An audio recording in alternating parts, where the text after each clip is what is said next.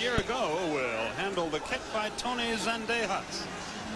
We're about to get it underway. Temperature is supposed to dip into the 50s. It's a somewhat breezy night in Pittsburgh. Really feels like football weather. A nice November here. Zendejas ready to go.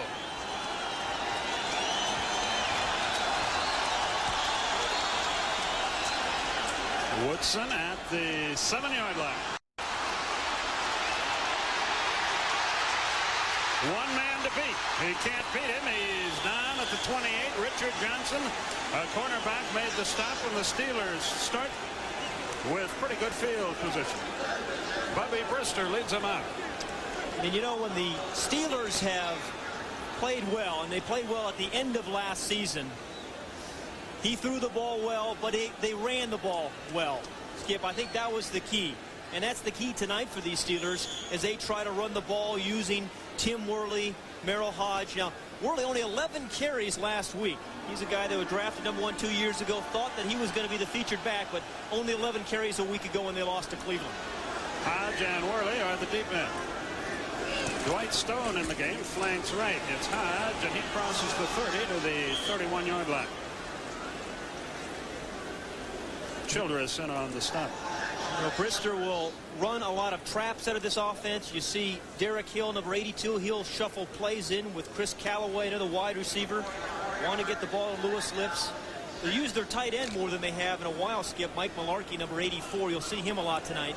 And they'll shift some other backs in there as well. Barry Foster will come in. Richard Bell on passing downs. Worley and Hodge back there now. Derek Hill in motion right. Brister sets up the throw for Hill. He's got it, and he's down the sideline, stepped out of bounds at the 48-yard line. Terry Kennard ran him out.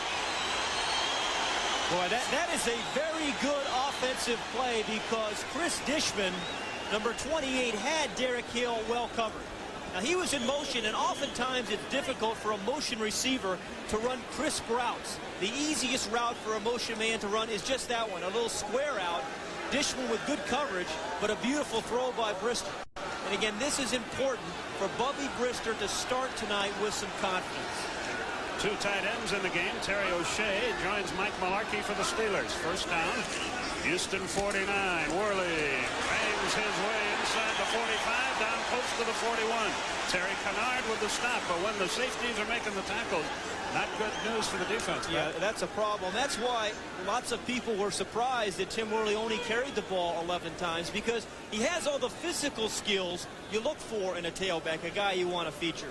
He has a lot of size. He can run away from people. He can break tackles, and he can catch the ball out of the backfield. Lewis Lips flanks wide right. They mark the ball at the 46-yard line. Brister looks, is hit. He throws as he goes to Hodge at the 42. They may have ruled in the grasp, and they did, so nullify the reception. Brister was in the grasp before he threw the football. Well, it's grasp and control, and all of a sudden there's 66,000 referees. But for quarterbacks like Bubby Brister, because he does make a lot of plays, much like Randall Cunningham, this rule hurts these guys. He was there in the grasp and in control. That's a good call. So the Steelers will bring it out again. 3rd and 9. There's Jack Pardee in the middle of your picture. This doesn't scare him. He beat cancer at age 27. Callaway, the youngster, is in motion out of the shotgun. Bubby Brister. It's knocked down and very nearly intercepted by the Oilers. Richard Johnson. In this series, we saw some very good coverage by the Oiler corners. First, Chris Dishman, that time Richard Johnson, because Brister had plenty of protection, and he just hugged. He ran right underneath Lewis Lips. And when you're running with a receiver across the field, that's a tough cover, but you have to stay underneath them, and that's what Johnson did. Nice play. Dan Straczynski will kick it. Gerald McNeil is the deep man. McNeil, 5'8", 144 pounds. Houston's got a lot of little fellas on their team and will develop that point. Fair catch called for by McNeil, and he makes it sliding at the 21-yard line, so that's where the Oilers will go to work. 1st and 10 from their own 21. 31-yard punt, no return. We'll be back to Three Rivers. In the Hall, both out due to injury. And when you're playing Houston, that's not the best time to have your defensive backs nicked up, is it? You're right, and Warren Moon is very aware of those two players out. One is the free safety, and as you said, one's the corner. Two substitutes, and it's tough when you're playing against these guys because they spread you out with 4 wide receivers. They throw virtually every single down. And so not only do you have some backup guys in there, but some defensive backs are going to get tired tonight. Jeffries is wide to the left. Here's the run and shoot, and they go trips right. Warren Moon, the quarterback.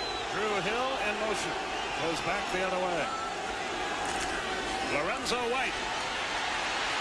Nothing there. Hit for no gain. Yep. That might be the last run you see tonight, Skip. They do a lot more shooting than running, and this is the reason why. They have 4 small, quick receivers.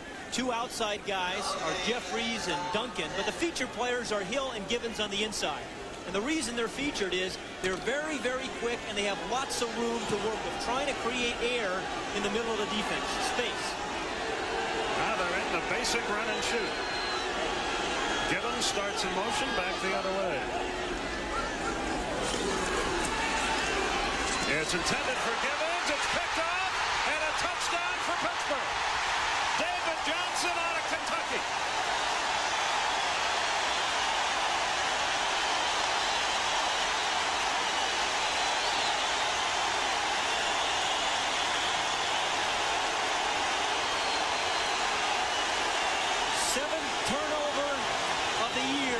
The Houston Oilers. Gibbons is going out in the flat, and you see him reading the defense. And the run and shoot, the wide receivers read it just as much as the quarterback, who was thrown behind him off his back. And that was one of the replacements we were just talking about, David Johnson, who did a nice job of reacting and bringing it on in. The try for Cloyd is up. Penalty flags fly. Gary Anderson kicks it through. But let's wait and see what the penalty is all about here. Well, you know, here's the... Neutral zone. Point is good. We'll penalize on the kickoff. 5 yards. There's the word from Gene Bart. 7-0 is our score. The Steelers lead. We'll be back after this from your local sponsors. Turnovers in the first 2 games, and that has been their major problem. Now, last week, the defense scored 3 touchdowns against the Houston Oilers. They've scored 1 tonight. The offense has given up 4 touchdowns, which I think is remarkable in the first 2 games. Gerald Pinkett is the deep man. As the ball is kicked away, it's McNeil rather the deep man, and he won't bring it out. Gerald McNeil downs it in the end zone, and Houston will go to work from the 20-yard line. You know, Skip, the one thing about the run and shoot is if you have a quarterback who gets off to a shaky start, and you like to have him settle it down, usually you can run the ball to let him feel a little bit confident, maybe you grind out a first down or 2, but in this offense, you've got to come back out and start throwing right away. That's amazing. He is really the strength of Warren Moon's game really is his accuracy. Last week, 4 fumbles, and tonight the interception. And he's had 4 different offensive systems in his 7 years at Houston. That's tough. Lorenzo White is the running back behind Moon. White hit behind the line, fights his way back to the line of scrimmage. Gerald Williams out of Auburn, the 5-year man, made the stop for no gain. Well, you know, this is the run and shoot. What you see are 4 wide receivers. There's no tight end. There's only 1 back here. But what they like to do is take the wide receivers and they clear out zones. The featured guys are the receivers in the slots. They have about 6 or 7 options they can run. And the quarterback will roll from one side or the other to try to run away from the rush. The key is to have the slot man and the quarterback on the same page, making the same read. Out of the shotgun this time, not the true run and shoot. Moon likes it better back there. Down the middle, incomplete. Intended for Drew Hill, and he got sacked.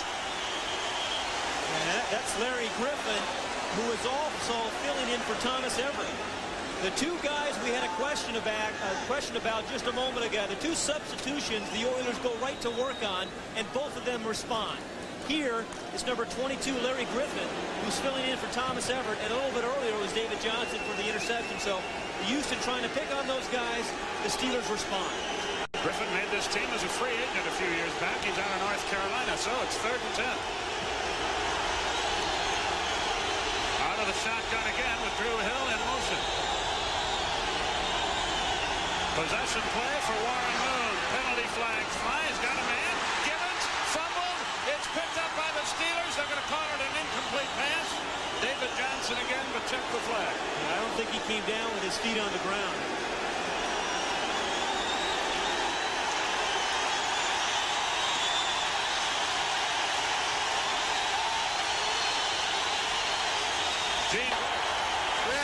Illegal motion on the offense. 2 men moving at the same time. Penalty refused. 4th down. So they'll have to kick it away. Greg Montgomery will kick it, and Rod Woodson, as we said, a Pro Bowl returner, stands at his 35 and waits for the ball. There's Chuck Noll. Montgomery out of Michigan State will kick it away.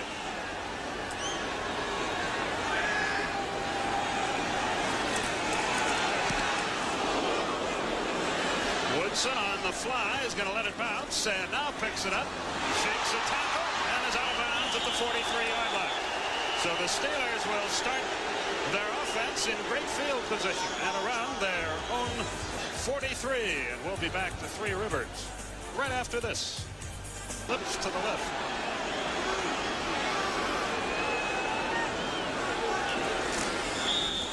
Penalty flags fly on the play, will not count. Probably illegal procedure against Pittsburgh. The pass was complete to Lips, but it don't count. That's grammatically incorrect. It doesn't count. False start, number 62 offense. They broke his stance before the snap. 5-yard penalty. Touch Hilton, the 12-year man out of Indiana State. And Skip, there's David Brazil, the new defensive coordinator. Rod Russ was the defensive coordinator a year ago, but it's interesting to note the Steelers on defense have scored 7 points before the offense has this season. And we scored 3, a field goal last week. Derek Hill to the right now. Lips to the left. Brister calls an audible. And he's in a world of trouble, and down he goes. And the man that got there first was Doug Smith out of Auburn. Doug Smith is a guy who is in Jerry Glanville's doghouse because of his weight, number 99. And you can see he does have some size to him. They list him at 286, but he's got to be over 300 pounds. But Jack Burdea said, hey, I don't care about your weight. Just play well. And he has thus far. 2nd and 23 at the 31-yard line. So Pittsburgh's offense is sputtering again. They're headed in reverse. Gill wide right, Lips to the left. Worley and Hodge, the running backs.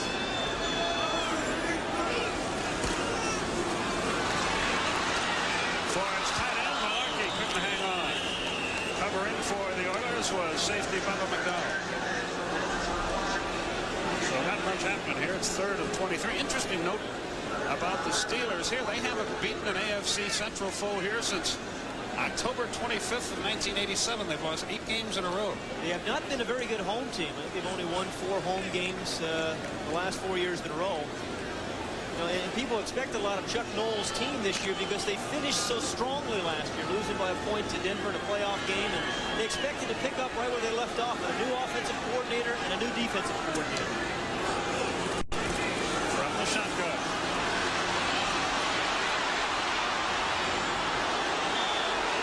It was intended for Malarkey, but he threw it behind him. Maybe Merrill Hodge. And the Steeler faithful are not too faithful right now. Well, you're going to hear a lot of boos tonight because these fans, Joe Walton is the new offensive coordinator, Joe Walton of the Jets. But these fans, I think, are caught in a time warp. They're still thinking and remembering the 70s when the Steelers had all those great teams. And, you know, it's hard to admit they aren't as good as they were in those days. That's the problem that Bubby Brister and his teammates find themselves in. They're fans remembering the 70s. Straczynski will punt it to Gerald McNeil.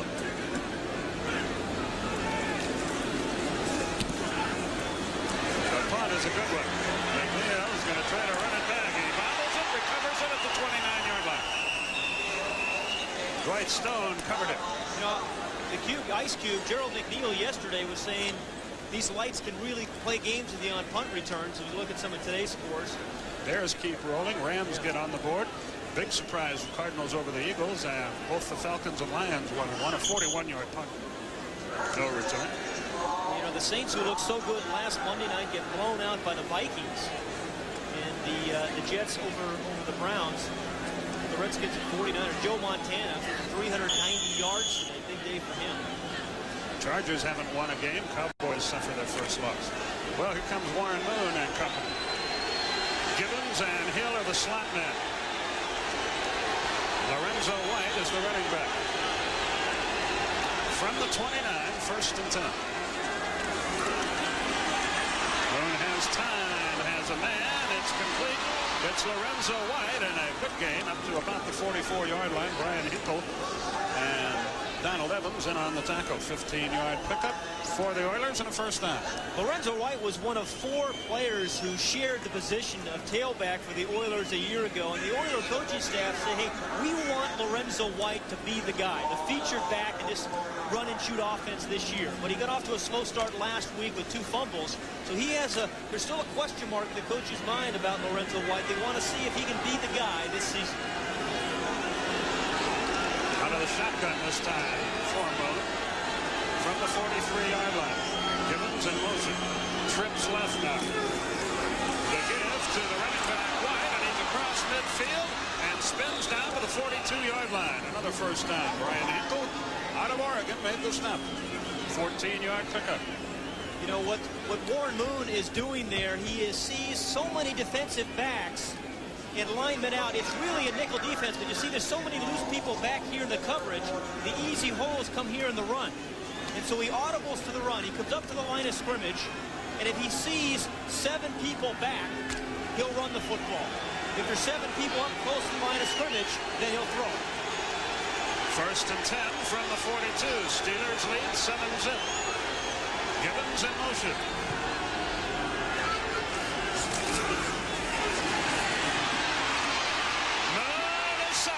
Loose football. Oilers get it back. Lorenzo White came away with it. Well, Skip, what I have seen in the run and shoot from last week's game and what's happened to Warren Moon tonight, I think one of the key things for the Oilers or anybody who's running this offense is you better have a pretty good second-string quarterback, because your quarterback is going to get hit an awful lot. This is really a coverage sack and then the fumble. Aaron Jones is the man who forced it. Lorenzo White made the recovery.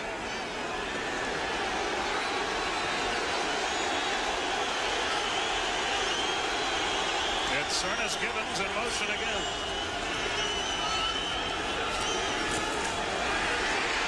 Screen pass. White can't break a tackle. He's stopped at the 43-yard line. And that is a beautiful read by Brian Hinkle, number 53, the inside linebacker. You know, they were saying that the toughest play to defend against the run and shoot is the screen pass, because the down linemen are chasing the quarterback. The defensive backs are worried about the receivers, the full receivers, and so there's only one inside linebacker. That's Brian Hinkle. He read the screen and made the play. That's a terrific play by Hinkle. 3rd and 10 now for the Oilers. Jeffries wide right. Drew Hill in the slot to that side. Gibbons starts in motion, so it's trips left for Houston. Penalty flag. Moon wants it all for Hill. Incomplete. David Johnson on the coverage. But let's check the flag. You know, there is a flag. It looked like interference to me at the end, quite honestly. The ball was underthrown because Drew Hill was open for a score. Again, illegal motion against Houston. So far, it's been the run and shoot yourself in the foot. Yeah. Illegal motion. The left tackle was moving while the man went in motion. Penalty refused. 4th down.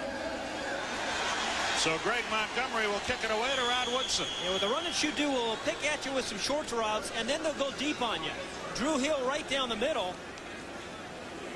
And yeah, see, I think that was pass interference because the defensive back really didn't turn his head around. I think that should have been pass interference. Woodson stands at his 10-yard line. Montgomery kicks from the 47. off the side of his foot, but a good kick nonetheless gets into the end zone. So it will be at the 20-yard line that the Steelers have the ball, and they have a 7-0 lead. And we'll be back after this. 10 from their own 20-yard line. The Oiler coaches up top. Well, they have to be. This game really scientific. It is. Well, you know, it's interesting to me. You go through all these game plans and you have all these computer printouts, and then some guy slips and falls and you score a touchdown. It always seems to be the way it works. Derek Hill wide right, lips to the left. Malarkey in motion. The give is to Worley. He can't go. Neither team's running game is getting it done. Johnny Meads on a Nichols made the stop. Johnny Meads, number 91, has had to have one of the biggest adjustments on this Houston Oilers team, because not only did they change their offensive scheme this year, they went to a 4-down lineman scheme, and last year he played as an outside linebacker in the 34. He was more of a rush guy. Now he's much more involved in coverage. So he said, hey, this is a lot of adjustment for me in this new defense. Chris Callaway, the rookie out of Michigan, checks in and splits wide right, looks to the left. Worley and Hodes behind Brister. Drop play. Worley crosses the 20 back to about the 23-yard line. Al Smith, the stop. Well, you know, they certainly had their troubles offensively a year ago, even though they did well in the playoffs. They ranked 28th in total offense and in all those categories. And again, the offense only scored the 3 points a week ago. Yep. Derek Hill back into the game. He and Callaway are the messenger boys here. Yeah, that's the new offensive coordinator for the Steelers. They'll bring in those plays for Joe Walton, the new offensive coordinator who was the head coach of the Jets a year ago. 3rd and 8 at the 22. Possession play. Callaway in motion. Brister incomplete. I think that ball was tipped. Meads was covering Hodge, and the Steelers offense won't go. Yeah, well, you know, Tunch Ilkin, the offensive tackle, said about last week's offensive performance, we stunk up the joint. And Bubby Brister was quite honest and said, hey, I have got to play better. I had guys open last week. I didn't get them the ball. And so he wants to take more of the responsibility on himself. He said our offense last week couldn't have beat the Pirates. And he's a former baseball player. Straczynski will kick it to Gerald McNeil. High pass, but he gets it away all right. A high, short kick. McNeil, fair catch. And he makes it at the 37-yard line, and that's where they'll go to work, a 41-yard pump with no return. Reminder that next Sunday night we'll be down in Tampa, where we'll see the run and shoot again with the Detroit Lions. Yeah, it's going to be an interesting game. Barry Sanders, I've not seen him in person. High above is the Goodyear Blimp Spirit of Akron. At the controls, Captain Dick Esch from Sunrise, Florida. Well, Skip, AFC Central game, no big surprise thus far. It's been a defensive game. The one turnover led to the Steelers' touchdown. And again, Warren Moon had just not gotten into a rhythm yet with his run and shoot. They mark it at the 38. He's got a lot of time. He scrambles, and now he's got some room. He gets a good block and out of bounds across midfield. David Johnson ran him out. Moon scrambles for 15 yards and a first down. Yeah, and Dean Steinkuhler, the right tackle, number 70, did a nice job of blocking Lorenzo Freeman. That allowed Warren Moon to get around. First of all, give the Steelers some coverage. They only had 4 defensive backs in that time. That was not a nickel package. Good coverage. And then you see the block right there. That was by Steinkuhler on Freeman, and that allowed Warren Moon to show some speed. He's a big quarterback, but still has pretty good foot speed. Kenny Davidson, Lorenzo Freeman, Aaron Jones all up front now for the Steelers. There's Steinkuhler. First down for Houston.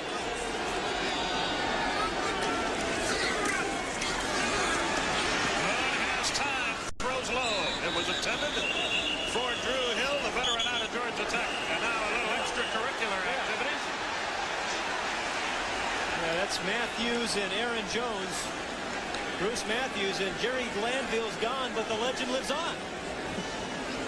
The Falcons have 9 personal fouls already in 2 games, I understand. Wow. It was interesting. Jack Pardee left some tickets at the gate tonight, but they were all for living people, I saw.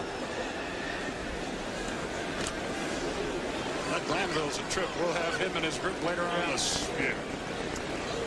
So kind of an interesting guy, Jack Pardee. Very traditional football upbringing, but running the run and shoot offense.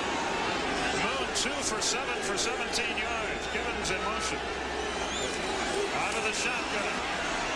He throws. Incomplete. It was intended for Haywood Jeffries, and that ball appeared to be catchable.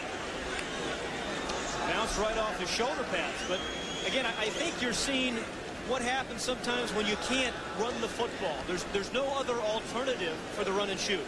Clearly, Warren Moon has not thrown the ball as well as he can. The receivers have made a couple of bad plays as well. And usually to settle a quarterback down, you can run the football. It's Kevin Gilbride, the offensive coordinator for the Oilers.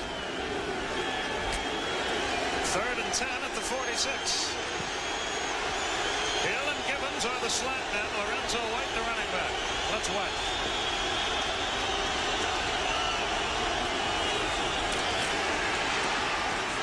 Incomplete. Intended for Jeffries. It was broken up by David Little, the linebacker, who may have deflected the ball.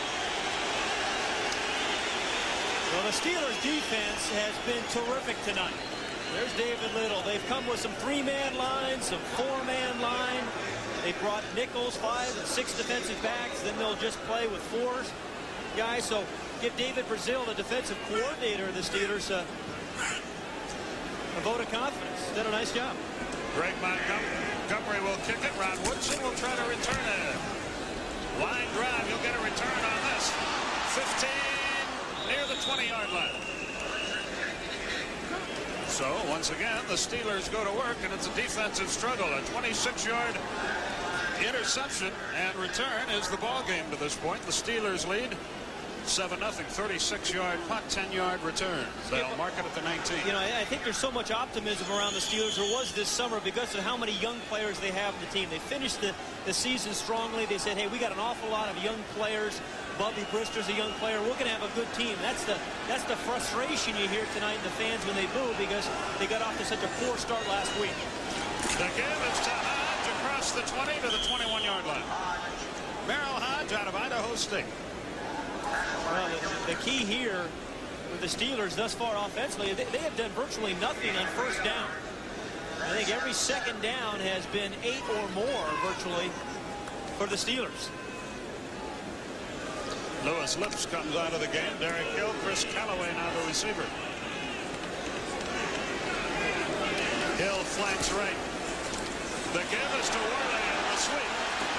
Down at the 25-yard line, and a good tackle it was.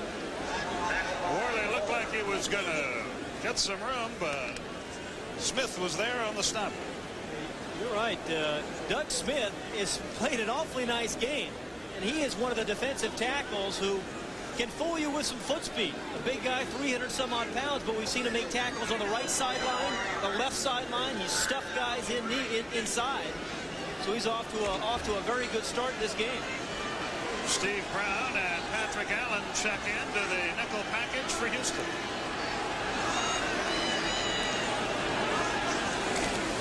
Malarkey in motion. Brister to throw. He's chased. He's sacked. Back at the 22-yard line. Among those in on the play, William Fuller and Ray Childress. 3rd sack by Houston.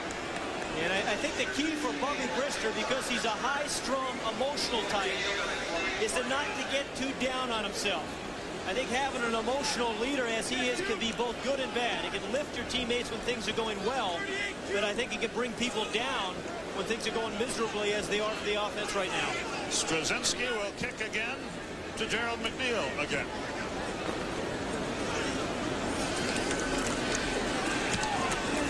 High, short kick.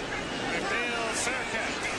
And he makes it at the 36-yard line, so that's where Houston will go to work. And both offensive, frankly, just totally futile to this point. Yeah, and it's been a combination of good defense, and I think certainly for Pittsburgh's offense, just poor execution on first down in particular. Now, Houston, I think, and Bubby Brister, who said he's got to keep his wits about him and try to get something going to make himself feel, maybe a screen pass or something to get him back in rhythm. And for Warren Moon, the featured guys in this pass, this run and shoot, are the slot guys. The slot receivers have to get into some open air. That's the key to the offense. Small receivers in open space. Lorenzo White is still the running back. From the 36-yard line, Gibbons in motion.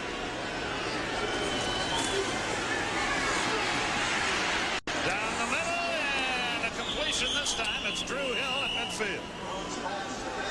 15 yards, first down. They're going to mark it at the 49. Cornell Lake and Brian Hinkle on the stop. Yeah. You know, Drew Hill is not a large man. He's only 5'9" and 174 yards. But over his career, this is his 11th year, he's in the slot. He has never been afraid to go over the middle. Now, in his slot formation, that is his route, generally to run over the middle. He knows he's going to take a beating, but he's still not afraid to go over and make the catch. Gibbons in motion from the right slot. Moon to throw, short look, it's complete, it's Hill again. And he's run out of bounds by Cornell Lake at the 43-yard line. And that's, you see, the run and shoot. First, Hill catches an inside route. Then he catches an outside route. We saw him run deep down the middle. And again, we talked about Jack Pardee, the guy who grew up being coached by George Allen and very traditional upbringing, but yet he chooses this offense because he feels it's the best way to move the football. The first quarter is history, and the Steelers lead 7-0. This time it's Drew Hill in motion. Moon to throw, has time, has a man broken up. Beautifully done. Cornell Lake made the play. It's 7-0 Pittsburgh. Here's how it happened very early in quarter number 1. It happened with Pittsburgh's defense on the field. It has been a night of defense really on both teams, but David Johnson subbing in for the injured Delton Hall. Oilers try to pick on him early. He comes right back with a big play. And again, this Pittsburgh defense played extremely well a week ago. They played very well tonight. But again, the Steeler offense has not shown much. It was a 26-yard interception for a touchdown. Possession play for Houston. Ernest Gibbons in motion. 3rd and 4. He's got a man. It is Gibbons, and that's enough for a first down, I think. Well, first quarter stats, you see that is a story. Passing yards, -4 for the Steelers. They didn't do much running the football either. And again, really, the Oilers didn't have much to show for the quarter either. The turnover has been the difference. Jack Pardee saying turnovers will win or lose this game tonight. So far, he's been right. The Steelers keep changing their men up front because rushing that passer play after play is hard work. Well, you can only rush the passer maybe 5-6 times in a row. Then you have to come out and take a break. 1st and 10. Houston getting something going here. Gibbons in motion. Trips left. Complete to the 20-yard line. It's Drew Hill again. Yeah, and he is hurt. Drew Hill is hurt.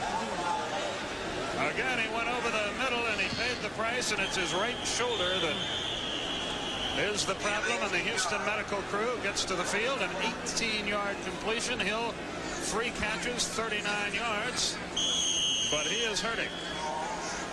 And a timeout is called here. It comes with 13:54 left in our first half. We'll be back. And he crushes him, and his shoulder gets pinched there. Now, in slow motion, that looks like a late hit, but live, I don't think that was a late hit. The Oilers are marching.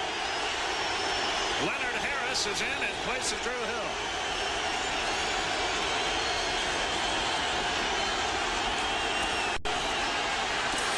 Moon feels pressure. He's sacked. Back at the 30 by Kenny Davidson, the rookie out of LSU. Second sack by the Steelers. And Davidson, quite a story, Pat Haden. Yeah, you're right. His very first play in the NFL last week got a sack. Far right of the screen, number 64. Didn't play much at LSU last year. Was really a second teamer. Ran right through Don Maggs. Don Maggs looked a little confused, number 78. But Kenny Davidson, it was a guy they projected. They drafted him in the 2nd round, even though he didn't play much. They thought he could rush the passer. He's done it this year. He was a tight end when he started down at LSU. Moon out of the shotgun now. 2nd and 19 from the 29. Sliding, incomplete. Intended for Gibbons. He couldn't hang on at the 11-yard line. That's about 3 balls that Warren Moon has thrown that should have been caught. Now, these wide receivers do have adjustments. You'll see wide receivers wave their hand up when they want to cut off a route. It's kind of an in-flight. Yeah, see him? Gibbons raise his right hand. That's kind of a signal to Warren Moon that he's going to break inside. It's kind of an in-flight adjustment. You don't see many teams do that. That was a perfect pass. 3rd and 19, 29-yard line. Drew Hill back in the game.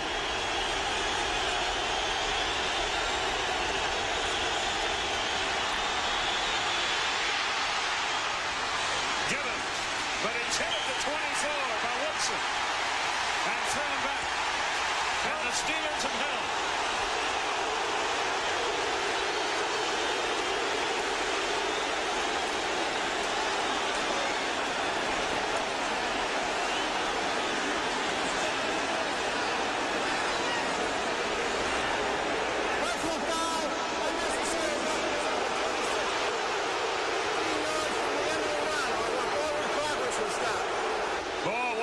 For Houston there.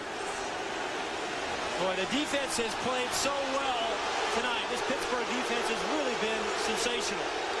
He didn't want to hear it, Ron Woodson does, but here's the catch, and Gibbons is actually trying to get to the outside, pick up a block. They mark it there at about the 22, and then I think he was fine until he threw him down.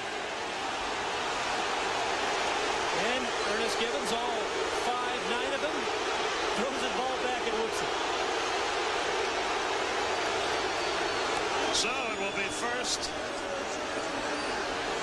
and 10 at the 11-yard line, and the crowd is in a frenzy, and so is Mean Joe Green, and a timeout has been called here.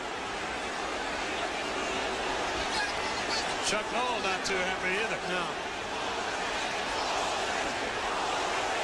Ron Woodson yesterday was saying, hey, I made the Pro Bowl a year ago as a returner.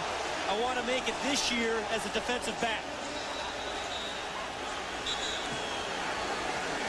So a timeout has been called. Don't forget that Fred Hickman and Kevin Kiley, Craig Sager will be back with you at halftime. Paul Wrighton will have a ride piece about the Irwindale Rams, your old team. Yeah.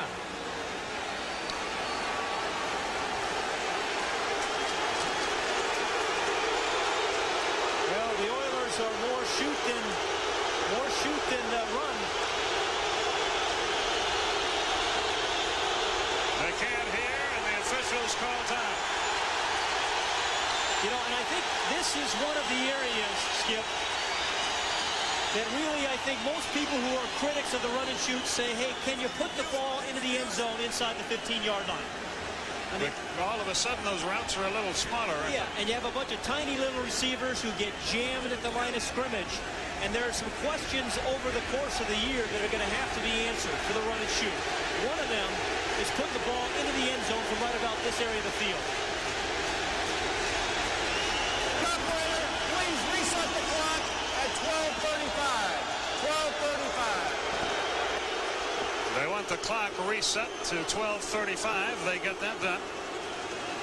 This drive started at the Houston 36. The 9th play of the drive is upcoming if the fans ever calm down.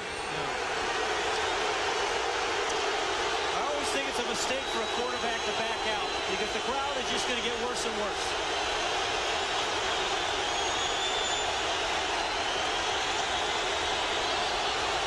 Warren Moon calls him back into the huddle.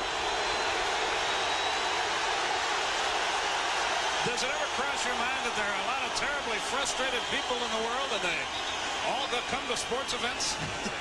Yeah, why would they cheer something like this? Yeah. Now they'll come out and the noise will build again. Yeah. Well, they're all standing up today. At least they can't do the wave.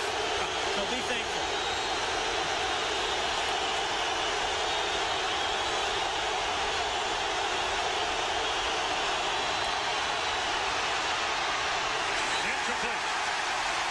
Intended for Drew Hill. Woodson was there on pass defense. And so was Larry Griffin. Again, the free safety filling in for Thomas Efford, who did a great job of just kind of walling off Drew Hill over the middle. 2nd and 10 from the 11-yard line. Steeler defense defense has done a very nice job of mixing up pass rush and coverage.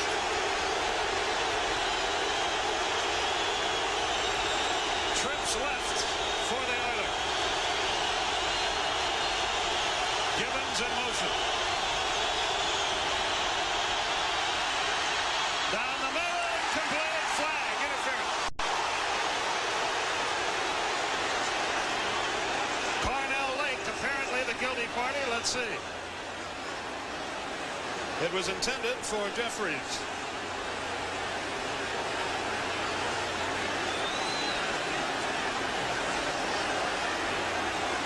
Interference, 37 defense on the 1-foot line. First and goal at the 1. You know, I do think this is one thing the run and shoot will do is have a lot of pass interference penalties inside 20-yard lines, because by formation, they force you to play a lot of man-for-man defense. And when that happens, you have a lot of bodies colliding and chasing one another, and defensive backs can miss time throws and run through receivers, and that's what happened to Cornell Lake there. 12:27 left in the half. Let's see if they can get it in. They like the quarterback sneak. Eric Norgard is in there. The front man in the eye. Quarterback sneak. Move. No.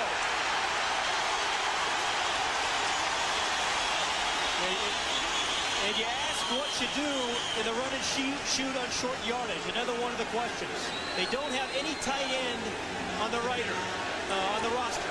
There's Norgard. They call this their bumble set when they bring that big guy in to block. They can call it anything they want as long as they get in the end zone. But with no tight ends, you bring in guards in the backfield. You bring in extra tackles who line up as tight ends and hope you can punch it in.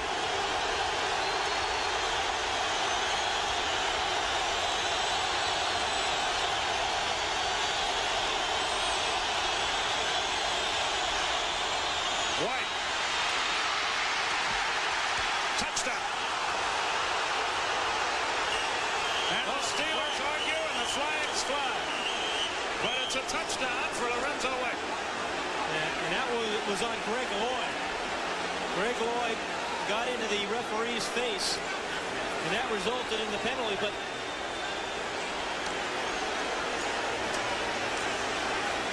Tony Zendejas will try the point.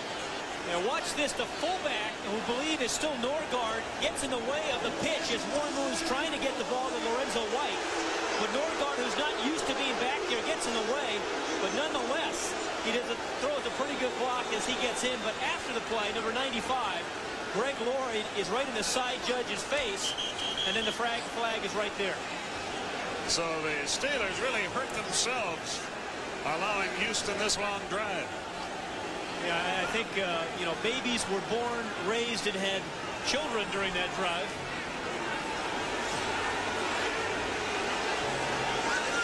We're still not straightened out here. You know, there's Lloyd, who the penalty was called on, and David Brazil said he is the most intense player I've ever been around. He's intense on Tuesdays and Wednesdays and Thursdays as well. Could he have been ejected from this game? He made the argument about that, but 95 on the left part of the screen, it's after Lorenzo White gets into the end zone. If, in fact, he did get in, quite honestly. And I'm not so sure he did. But what's 95? He's saying no, no, no. Side judge says yes, yes, yes. And he's just stomping around there. And later he got right in the official's face, and that's why the penalty was Now called. he's coming off the field. Whether or not he has been ejected from the game, we do not know. Montgomery will hold it. Zendejas will kick it. He has been ejected. Right, and he has been as dominant as any defensive player they've had this year in the first two games. 11:50 left in the half.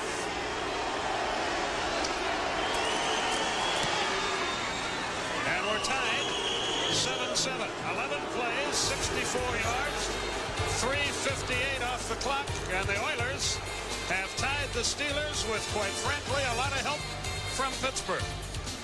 Yeah, I wouldn't be surprised to see him kick an onside kick here. Or don't kick it into the end zone, whatever you do, though.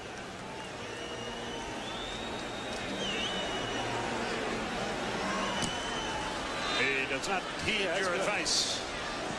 Woodson at the goal line. He gets to the 23.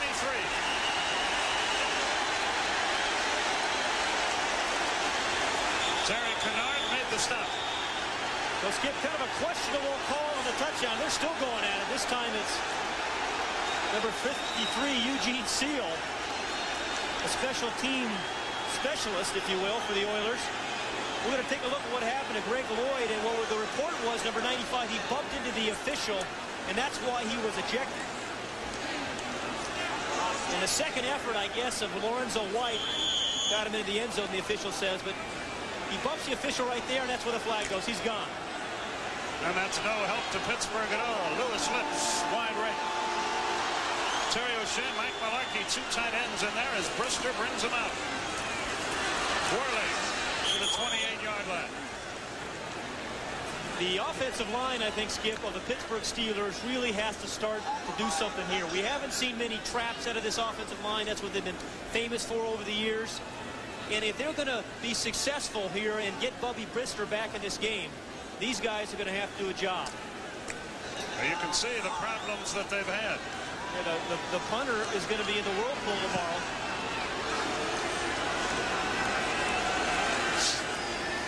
Second and 5.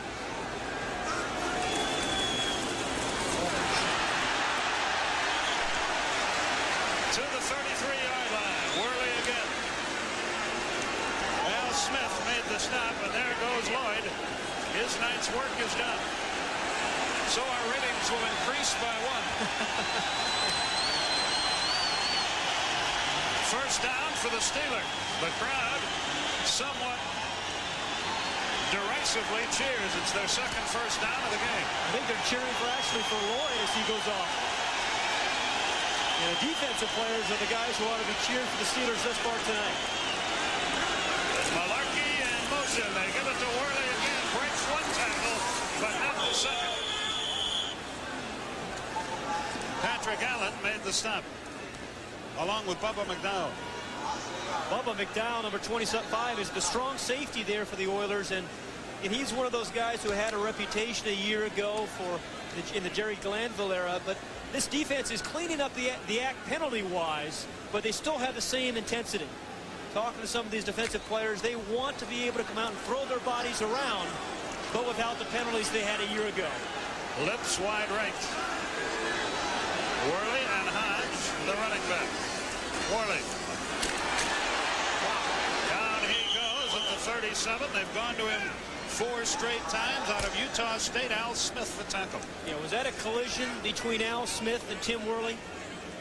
Al Smith, number 54, the inside linebacker on the 4-3. And if you're going to be successful against the 4-3, you have to block the middle linebacker. He was not blocked there. And that is one that Al Smith won on Tim Worley. That is a sensational tackle on play by Smith. Worley and Hodge are out of the game. Richard Bell, a good pass receiver, is in the backfield with Brister.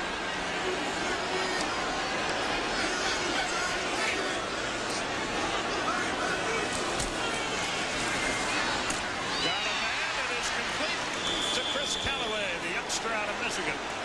But he's short of the first down. Yeah, and always the inevitable question on 3rd and 7 while you run a 5-yard route. Well, that was an audible.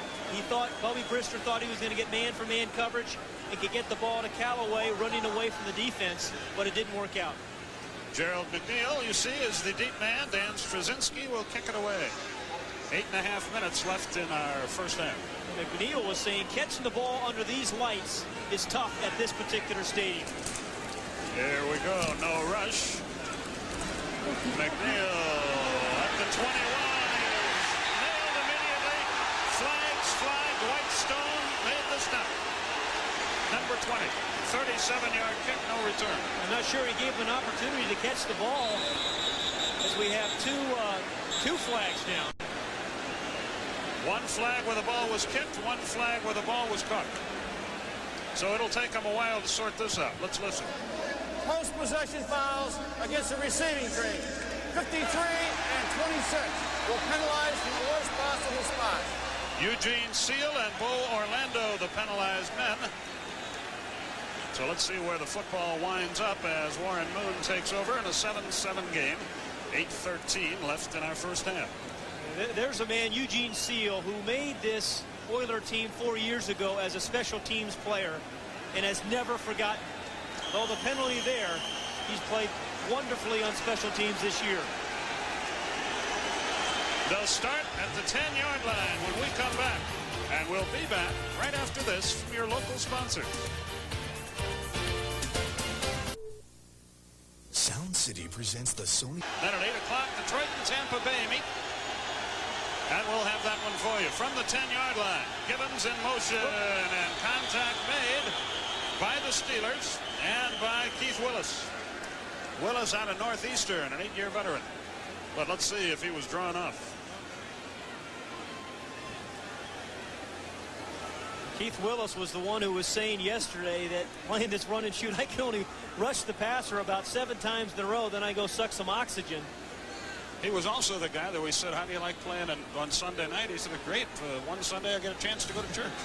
Do you see him there today? Encroachment defense, number 93. He made It's on contact. Willis. It's first and 5 at the 16. Must have gone to different churches.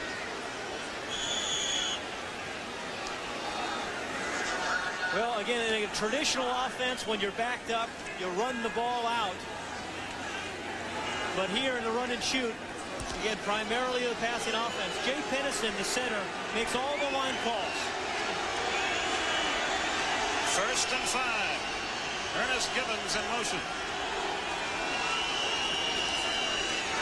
Flags again. Screen pass. Lorenzo White, 20, 30, 36-yard line, but check the flag. Larry Griffin ran him out, 21-yard gain, but it's pending right now. A lot of drop the handkerchief tonight. Yeah, you know, that's why you have 4 preseason games, so you get this stuff out of the way, don't you? Defense, number 57, lined up in the neutral zone. Penalty refused. Boy, the Steelers are killing themselves. This time, Gerald Williams. Yeah, you know who he was replacing is Greg Lloyd, the man who was thrown out, which is part of the problem. But the screen pass, the screen pass, I think, is one of the most difficult plays to defend out of this run and shoot.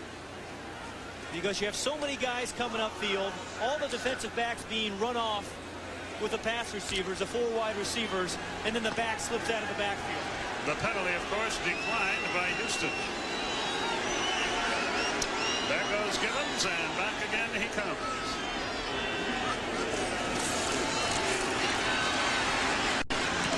It's Jeffries, and he's wrestled out of bounds at the 48 by Rod Woodson.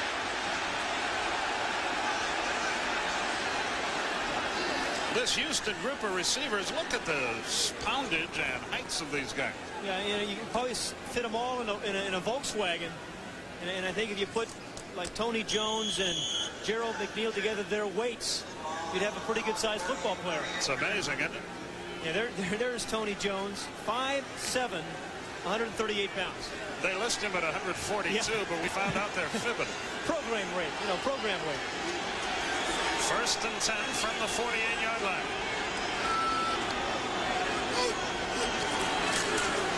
The give is to White, nothing there. Penalty flags fly, and the Steelers might have been offsides again. Let's wait and see.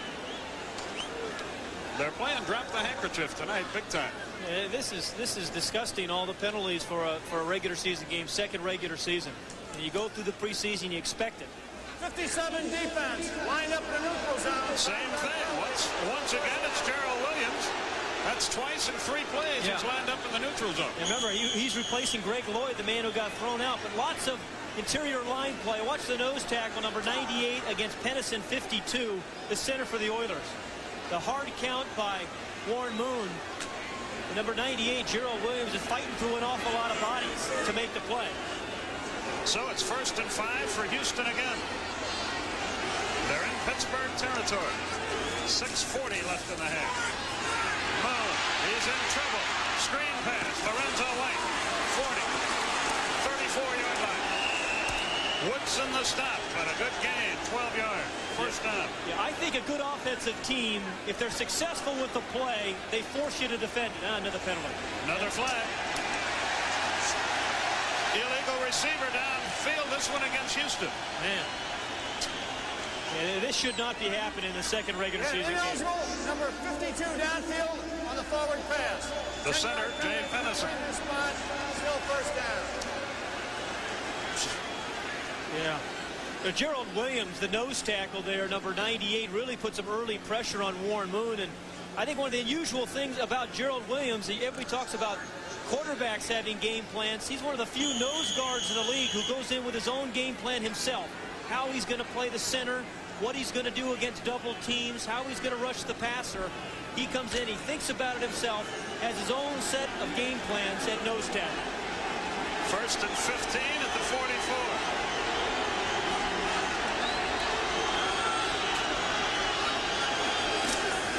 Moon draws, White, midfield.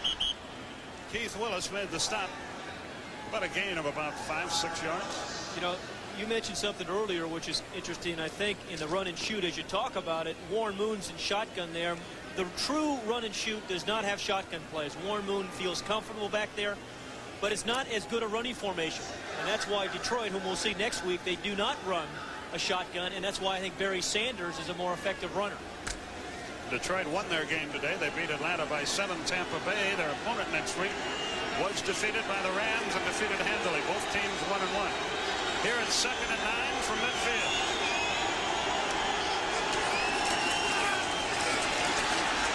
Wide open is Curtis Duncan. First time they've gone to him tonight, and he's got enough for the first down, a 12-yard pickup. And the run and shoot looking better as the game goes on. Yeah, you're right. You know, well, formation, Skip, don't win games. You look at the outside receiver here, Curtis Duncan, but formations don't win it. The players do, obviously, but what the run and shoot does, I think better than most formations, is get big play guys in open spaces, and that's what professional football is now. Getting small guys who can run with the ball in the open field. 1st and 10 at the 39.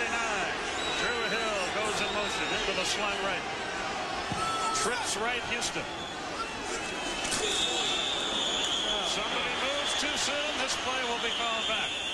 That was against the Oilers, I'm pretty sure. False start, 74, offense, 5-yard penalty. Bruce Matthews out of the chute too early. 5-yard penalty against Houston. Jack Pardee is a remarkably composed man in his first year as the coach here for the Oilers. Last week they had some unbelievable calls against them against the Atlanta Falcons. 2 fumbles were returned for touchdowns. Never complained. Look at it this way. When you're 27 years old, they tell you you have cancer. You're going to be operated on in 10 days. Make out your will. When you get through that, Gives you a different perspective, doesn't I it? would think so. Yeah. 4 linemen, a linebacker, 6 defensive backs now. For Pittsburgh, Moon's going to try to run. He is hit and dropped at the 36-yard line. A fine defensive play by Donald Evans. He's out of Winston-Salem State. A good coverage there by the secondary of the Steelers. That forced him. Look how many guys are back. You have 3 guys right here, another one here, another one here. He is another defensive back. So you got 3, 4, 5, 6 defensive backs in here now. A 4-man rush and 1 linebacker in. Now, see, they double team the slot man here. They got 1 free guy in the safety. There's no open receiver there. And that's good defense by the Steelers. Will they run? Perhaps not. They're in the shotgun. 2nd and 8. They will throw. Incomplete. Intended for Drew Hill. David Johnson on the coverage. I've really been impressed with the way David Johnson has played tonight, Skip. Replacing the injured Delton Hall, and he has the tough task. He is guarding the slot receiver, Drew Hill, here. And he has made 3 plays like that. 1 for a touchdown, which returned for a touchdown, and then 2 knockaways. What Moon does, though, even though you're right, that was a fine play, everything is low, very tough to intercept. Yeah, away from the defender generally. 3rd and 8 from the 36. That same look from Pittsburgh defensively.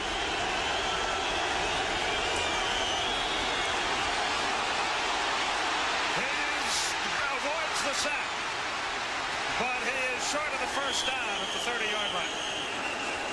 Ron Woodson the stop again. A great job by Moon to maybe stay in field goal range. Yeah, but you know, you see the beating that Warren Moon is taking tonight. You saw what happened a week ago. You wonder, don't you? Yeah, you have 14 games left. You're going to have to open up a couple of cans of quarterbacks unless they can do a better job. Again, it was coverage here, really. The offensive line didn't necessarily do a bad job. It was good defense, good defensive coverage that forced Warren Moon out. Tony Zendejas will try a 49-yard field goal. Montgomery will hold. I don't think so. No. Short and wide to the left. So the Steelers hold and take the ball with 2:32 remaining in our first half. We'll return to Three Rivers. Tonight here, I saw you having a couple sandwiches. Yeah, it was nice. That's good. Nice. That's good. Call me anything but late to dinner. Steelers go to work from their 31. Tie ball game. 2.5 minutes left in the half. Brister to put it up to the sideline and complete to Lewis Lips at the 41-yard line. Richard Johnson made the stop. You know, when you think about Louis Lips, what you like so much of your quarterback is that he runs disciplined routes. And what I mean by that is when the route calls for him to run 20 yards or 15 yards or 12 yards, whatever it is, he runs that distance. He never hangs the quarterback up. It's a 14-yard route as it is there. He runs the proper distance, and it's an easy completion. 2nd and 1. Hines with the screen pass, and he gets to midfield. Chris Dishman on the stop. And we've reached the 2-minute warning. 1:54 to be precise remaining in the first half. The Steelers will have the ball at midfield in the half, and you might ask yourself, how many timeouts do the respective teams have remaining? Well, I was just about to ask that question, and there's the answer. The Steelers have 2 remaining. Again, they've got an awfully good field goal kicker in Gary Anderson, but they've got plenty of time with those 2 timeouts to think touchdown. Brister, incomplete. Yeah, interference. Lewis Lips was the intended receiver. Richard Johnson out of Wisconsin got there too early. A first down for the Steelers, who are going to go hurry up here. Yeah, really wasn't much of a dispute on that one. Interference, 28 defense, first down. 1:49 remaining. They say it was on Dishman. If the Steelers can go in at halftime with a lead, they have to feel very, very good because their offense has not played well tonight. From the 35, Brister in the pocket, goes for all of it, and he overthrows Lips. Richard Johnson on the coverage. Yeah, he got smacked pretty good by Johnny Meads, and Brister had to throw the ball a little bit before he wanted to.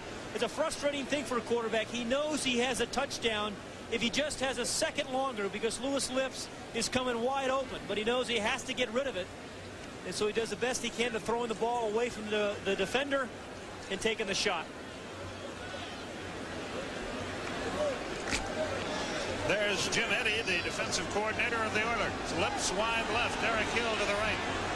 Brister 4 out of 9 for 38 yards. 1:44. 44 remaining. He's chased out of the pocket, gets it away, complete to Mike Malarkey, his tight end to the 23-yard line. The clock ticks with 90 seconds left. Plenty of time still with the 2 timeouts. All of a sudden, Brister getting in the groove. 1st and 10. Sideline pass complete and down to the 18. Lewis Lips, no, they say he couldn't control it. It's incomplete. Clock stops with 1:14. Well, for all of you who read Lips, you can see that Bubby Brister is quite upset. Either that or he was reminding the fans that he's got his new candy bar coming out a week ahead, and Lewis Lips has his cookies, which are called Lips Smackers, also coming out next week. They lead the league in junk food. That's right. Zit City. Again, important down here, still with the 2 timeouts, and in a minute 14. Lots of opportunities to get the ball in the end zone. You can't rush yourself here if you're Bubby Brister. Callaway wide left, Hill wide right. Lips is out of the game. Brister to throw. Has a man. Callaway at the 13. Callaway made the reception. Terry Kennard on the coverage. 1 minute remaining. 11-yard pickup. This plays up for grabs as the Steelers drive. The give to the fullback. Nothing there. Yeah, Brister's getting into it now. And Doug Smith. Merrill Hodge got perhaps They want a timeout. The coaching staff wants a timeout. and they finally get it with 45 seconds remaining, and they have 1 timeout remaining. Don't forget, coming up, the Nissan halftime report. Fred Hickman along with Ernie Johnson Jr., Ken Stabler have all the updates from week 2 in the NFL.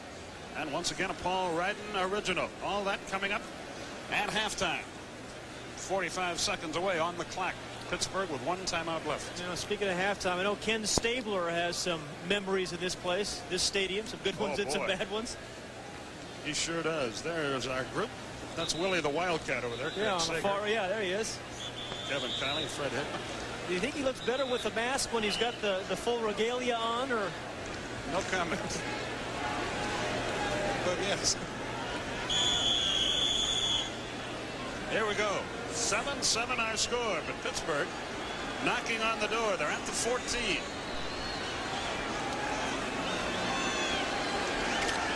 Lewis Lips back in the game. He goes wide right. Derek Hill in the slot to that side. Looks like single coverage on Lips. Hodge and Worley down the middle, incomplete. Worley was the intended receiver at the 5-yard line. You know, I think with teams running more four-man defensive lines as the Oilers are running here, you see a lot more teams able to throw the ball inside to their backs on routes like that, because there isn't that extra inside linebacker that you face against the 34. That's what the Steelers were trying to do there, get Worley inside on the middle linebacker. Number 21, Richard Bell, checks into the game at a running back spot. Worley goes up. Pittsburgh 0 for 5 on 3rd down conversions. It's 3rd and 10 here. Timing pattern to Bell, incomplete at the 5. He was open, but turned the wrong way and couldn't hang on. Yeah. Well, give Robert Lyle some credit, though, the outside linebacker. He jammed Richard Bell and threw Bell off rhythm.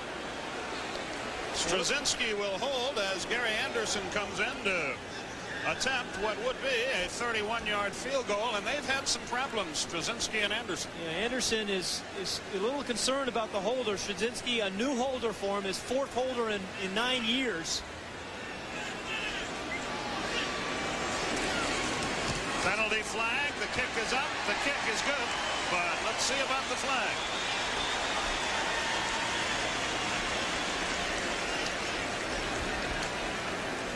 Gene Barth. The whole right side of the Houston defense was offside. Point was good.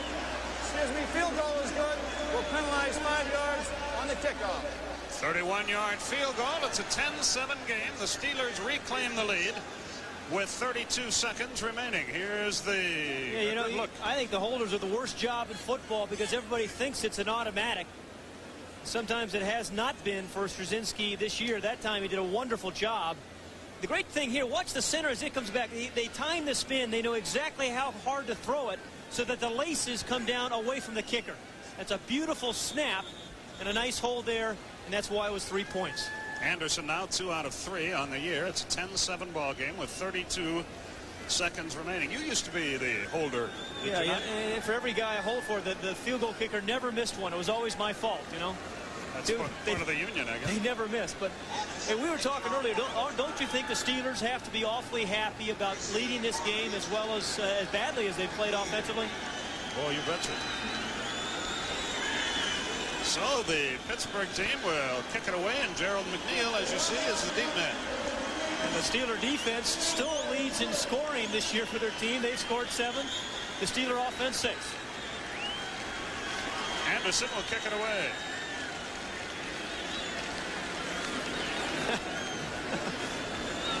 He forgot the football. That's out of South Africa. He's parents moved over here. He said, hey, I didn't know I was going to spend 10,000 hours kicking a soccer ball to make a living playing a game I never knew anything about. Never saw a game before he came. That's probably just as well. You don't think too much. I don't think it hurts the team. So here we go.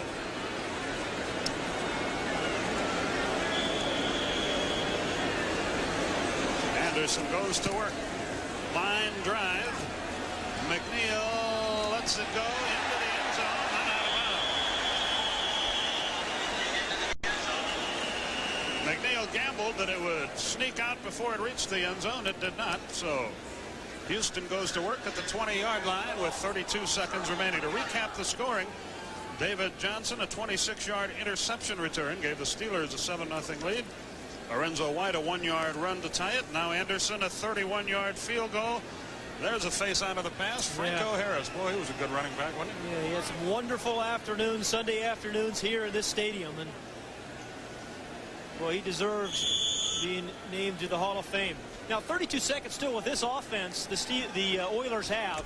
And they do have 3 timeouts remaining. I still have to believe they're thinking, trying to get something else on the board. From the 20, in the shotgun, Warren Moon. White. He's got nowhere to go. He loses 4 yards. Woodson was there first, then down 11. And that will in all likelihood be the last play of the half. Well, the run and shoot did not show us much in the first half, but I really think you have to give the Steeler defense credit. They have disrupted this offense tonight. We're at halftime. 10-7 is our score. The Steelers have the lead over the Houston Oilers. Our Nissan halftime show is coming up, and to that end, let's call on Fred Hickman. Fred? Thank you very much, Skip. Coming up on the Nissan. The 25-yard line, and he got leveled by David Johnson. Gerald McNeil is fearless returning punts and kicks. Here's a guy who's 5'8", 144 pounds. And you don't have to be a big guy to play physically, and he does. He is. I think he has everybody's admiration on the way he returns punts and kicks. He also leads the league in towels. He's got 2 of them there. I'm not sure. I guess he doubles as a center sometimes. Pays to advertise. 1st and 10 at the 25. Warren Moon a little late getting into the huddle. And here we go. Lorenzo White still the lone setback, and Moon out of the shotgun. Gibbons in motion. Timeout is called by Houston. Boy, that could be a big item before this game is over. And as Warren Moon goes to the sideline, let's look at the first half statistics, which were dominated by Houston, though they trail in the game. Yeah, we really should you talk about defensive stats, because that's the game it's kind of been. It's been a pathetic offensive performance, really, by both squads. And largely, I think, is because of how well the defensive teams have played. So Moon talks it over on the sidelines with his offensive coordinator, Kevin Gilbride, and his coach, Jack Pardee. See, and that's the telling story. First down should be an offensive down. It has not been. It's left 3rd and long for both teams. Yeah, the offensives have not fared too well here. So Houston has already squandered a timeout. 1st and 10 from the 25. Drew Hill in motion.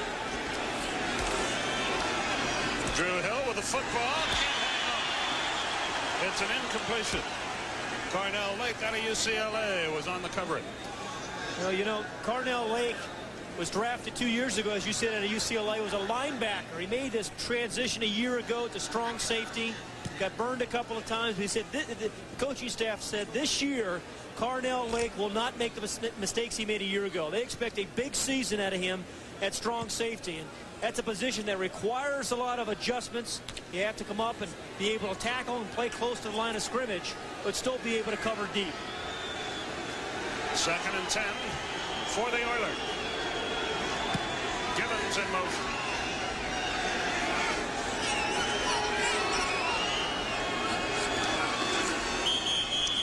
Illegal motion and movement. Looked like Jay Pennis in the center may have broken. Let's see. Ball start, 63 wide. 5-yard penalty, still set. Oh, it's Mike Munchak. But, you know, Mike Munchak was saying this week that for an offensive lineman, it's an anomaly in this offense because you grow up your entire life as an offensive lineman being physical and running people and trying to flatten them. And then you find yourself in the run and shoot where you're always on your heels and you have to be passive. And he said it's tough for an offensive lineman to get in the flow of a game. 2nd and 15.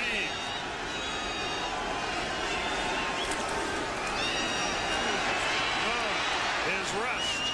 Given. Got the 38. Loose football. They're going to rule it incomplete. Gibbons could not hang on. David Johnson, Gary Jones on the coverage. That's 4, I think, balls probably that should have been caught by Oiler receivers tonight. Again, he puts the arm up, pushes off a little bit, ball thrown low. Tough catch, but still catchable for Ernest Gibbons. Yeah, he is a frustrated quarterback tonight because he feels he's put the ball in places where receivers probably should have made catches, and instead he gets 4 drops. And he's in trouble here. 3rd and 15 to 21. Trips left for the Oilers.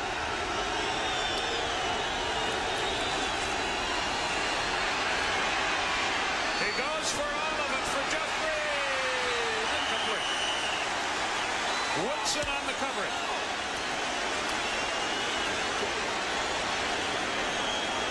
Rod Woodson can really lull a quarterback to sleep. I mean, I think he has so much respect for his catch-up ability. He'll make a quarterback think the receiver's open. And then when the ball is thrown, he just drives and make the play as he did right there.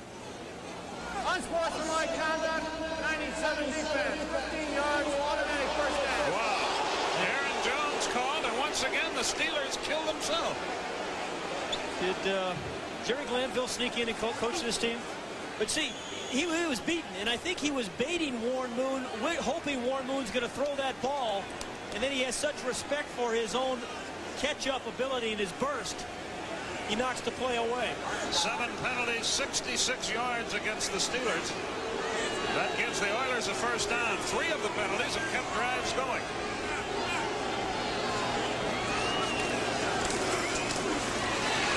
On the throw, has a man. Jeffries at the 45. Yeah. Brian Hinkle on the stop, and Jeffries didn't like that. But he's fair game. Nobody had touched him. Yeah, that's exactly right, and that's what Brian Hinkle is thinking.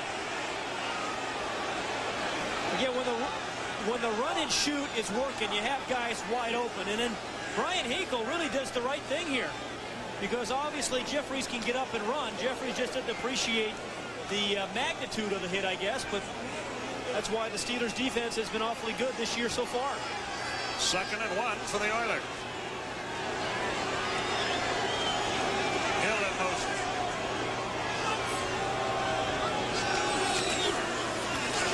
Nothing there for White. Nothing there at all. Keith Willis made the stop. Their running game is non-existent. Yeah. Keith Willis said yesterday that I have to put on my running shoes, number 93, when I play these guys. He meant to rush the passer, but then also to make plays like this on running games. Keith Willis, really the leader in this defensive line for the Steelers, the 8-year veteran. They have a lot of young people on this defense that look to Keith Willis. It was 2nd and 1. Now it's 3rd and 5. 7 carries, just 15 yards for White. Possession play.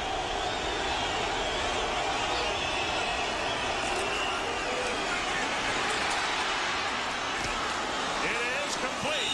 Ernest Duncan for a first down. A good throw by Moon. Boy, that was a nice throw by Warren Moon, and I think you said something earlier very interesting, which is so true about Warren Moon. He does not overthrow a lot of receivers over the middle. He keeps the ball down low and away so that if his guy can't catch it, the ball's not going to get tipped, or a free safety's not going to pick it off. 21-yard pickup moves the ball to the 37-yard line. First down, Oilers. You know, the nice thing about Duncan and Givens and Hill and Jeffries is they all complement one another. They do different things well, and they try to utilize those different skills. Givens in motion left. White stays in the block, but he can't get it back. The sack at the 44-yard line. Gerald Williams out of Purdue made the stop. Third sack of the Steelers. Yeah, Gerald Williams is one of about 3 or 4 young pass rushers for the Steelers that they are very high on. You're going to see him jump over Lorenzo White, just tackles both Lorenzo White and Warren Moon. That's a heck of a play by Gerald Williams. Long arms. He's 6'5". He's got very long arms, and even if he doesn't get his body near you, he can get the sack by using one of his arms. Second and 16 at the 43-yard line.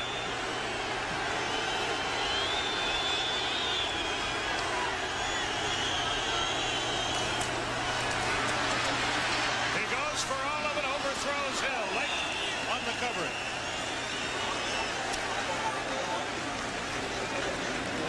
Great change of pace defense. That time 6 defensive backs in coverage. A little bit earlier they had 4. And David Brazil, the defensive coordinator, saying when you play the run and shoot, what you want to do is have a complex enough defensive scheme that it confuses the run and shoot, but simple enough for your guys to understand. And clearly David Brazil has that kind of defensive game plan in tonight. So Moon is in a position quarterbacks hate to be in. 3rd and 16. There's that 4-1-6 defense for Pittsburgh.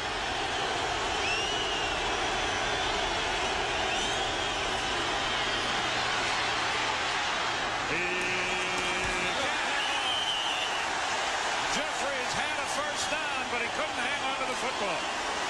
Yeah, and Warren Moon is upset, and I think rightfully so.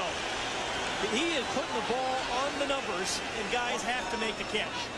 You see him shaking his head, and he was very upset because he hangs in the pocket. He's taken some physical abuse tonight. But when you put the ball there, in a game like this, when you've lost your first game, you expect the receivers to make the play. An upset Warren Moon, and he has reason to be. Woodson stands at the 10-yard line. Montgomery will kick it away from the 47. Woodson is going to try to run it out. There'll be a clip called against Pittsburgh, and he's down at the 15, and the ball may be loose. There was a fumble there. No, they called it down. Let's see him unstack over there. Pittsburgh still controls the ball, but they're going to start very deep in their own territory, it would appear. You know, there's all these adages in football that I think some of them are baloney, and one of them is you got a fair catch of the ball or don't catch it inside the 10. First down. But for some guys, the guys as talented as Ron Woodson, I think you let him do stuff like that because he's an awfully talented returner. And we'll be back after this from your local sponsors. Goodyear Blimps participation in major sports telecast. Nice to have them with us. From the 5, the Steelers go to work after the penalty. Brister play action is going to throw for all of it. It's for Lips. Incomplete. He was well covered. Richard Johnson hawked him all the way down the field. So did Terry Kennard. And this is a very important series for the Pittsburgh Steelers offense. Up 10-7, back to their end zone. And again, Richard Johnson does a great job of reading the quarterback. He sees the ball is thrown, and then he turns on the Jets. And see, once he turns his head like that to look back to the ball, there can be no pass interference. Really, it's kind of incidental contact there. So Richard Johnson played that one beautifully. Callaway into the game for Lips. The give to the running back straight ahead. Not much there. Hodge got about 3. Said at the very beginning of the show that I thought it was very important for Merrill Hodge and Tim Worley to have a respectable evening tonight, and they really haven't been able to do that. I think a lot of that has to go to the Houston Oilers defense. There haven't been a lot of holes, believe me. But Pittsburgh's running game is still absent, so for that matter is Houston. And this is the most important 3rd down for the Pittsburgh Steelers tonight. It's third and about 8. Derek Hill in motion. Brister. Pass rush. He is down. Safety. Childress was there. Ray Childress out of Texas A&M. Boy, there's a big turnaround, and you called it right. The biggest third down, and they couldn't get it done. And I don't think that's Bubby Brister's fault there because he has nowhere to go. The one thing you have to wonder about, why the play action fake on third down, but that really didn't hold him up. Childress just beat his man too quickly. Brister had nowhere to go. And John Jackson, the left tackle, gets a terrible knee job there, but Childress went right by his man. No chance. Great camera work, gentlemen. We thank you. That's 4 sacks by the Oilers for 26 yards. Today, you look at the NFL today, and today's action, really, it has been a day of sacks. 4 here tonight, as you said.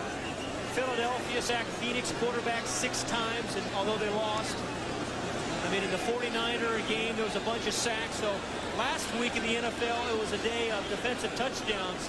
Today, it's been a day of defensive sacks. 10-9 is our score, and it looks like Straczynski will run it away from the 20. So good field position will be the result for the Oilers, and they move to within a point. Gerald McNeil is the deep man.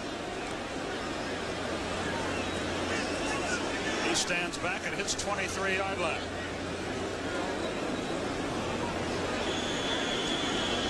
See the time remaining in the third, and here we go. McNeil fields it at the 34. He'll be close to midfield. No, he won't. He's at the 43. Barry Foster, the running back out of Arkansas, made the stop. Pretty good field position, though, for the Oilers, who now trail by only a point. Once again, our good old blimp shot. Capacity crowd, of course, in Three Rivers Stadium.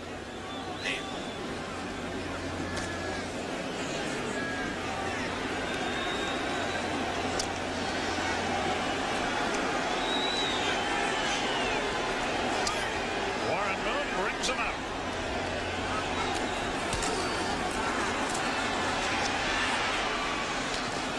Another drop ball by Jeffrey.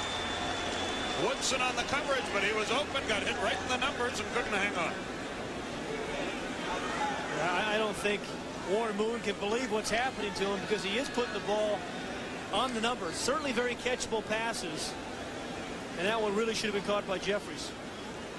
Yeah, they find themselves in 2nd and long for just about the entire evening. 2nd and 10 from the 43. Once again, remember on that safety, the roughness penalty against Pittsburgh kept that drive going. All the points by Houston have been after those kind of mistakes. Drew Hill in motion. Gibbons drops a perfect pass. Cornell Lake was there, but again, Moon has got to be dazed by what's happening to him. And this is in a nice weather. You wonder what happens again if they play in situations where there's a lot of bad weather. I think that's one of the things you wonder about the run and shoot. Jack Pardee said, hey, we believe it's an offense. Other than a windy day, we can win with this offense. It moves the football. And he's a man who spent his entire life on the defensive side of the ball, so he appreciates the offense. But tonight has just been a bunch of drop balls. Little Tony Jones, the rookie out of Texas, into the game for Houston at wide receiver. 3rd and 10.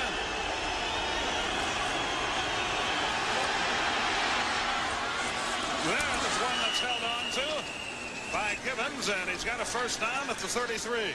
Ernest Gibbons with the reception. He's out of Louisville. 24-yard gain. Key 3rd down pass by Moon. Yeah, that was an absolutely beautiful throw by Moon, and give Ernest Gibbons some credit. He's had a tough night, dropped some balls, but didn't lose his concentration. He's the inside receiver there, and in the run and shoot, he has to read the defense just as the quarterback does.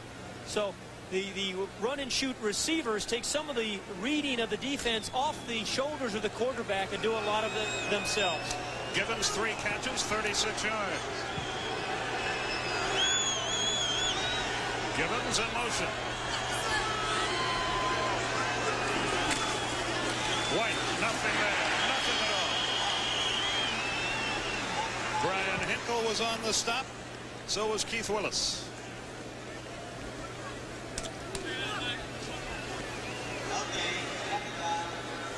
The running game is absent. And it's been good plays like by Keith Willis and Gerald Williams, the nose tackle, Kenny Davidson. They have about 5 different linemen that contribute for the Steelers tonight. 2nd and 10 from the 33.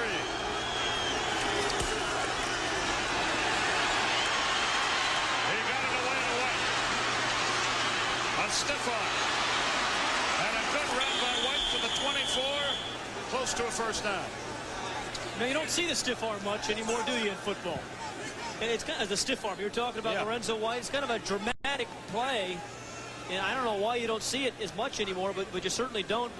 But Lorenzo White there just put that old Heisman move, stuck that arm out, that paw out on, I think it was Hinkle, the linebacker. You don't think Warren Moon got mugged in there? Boy. Man, I'll tell you what, there's some stuff going on in there. Tough way to make a buck, folks. Yeah. 3rd and 1 at the 24.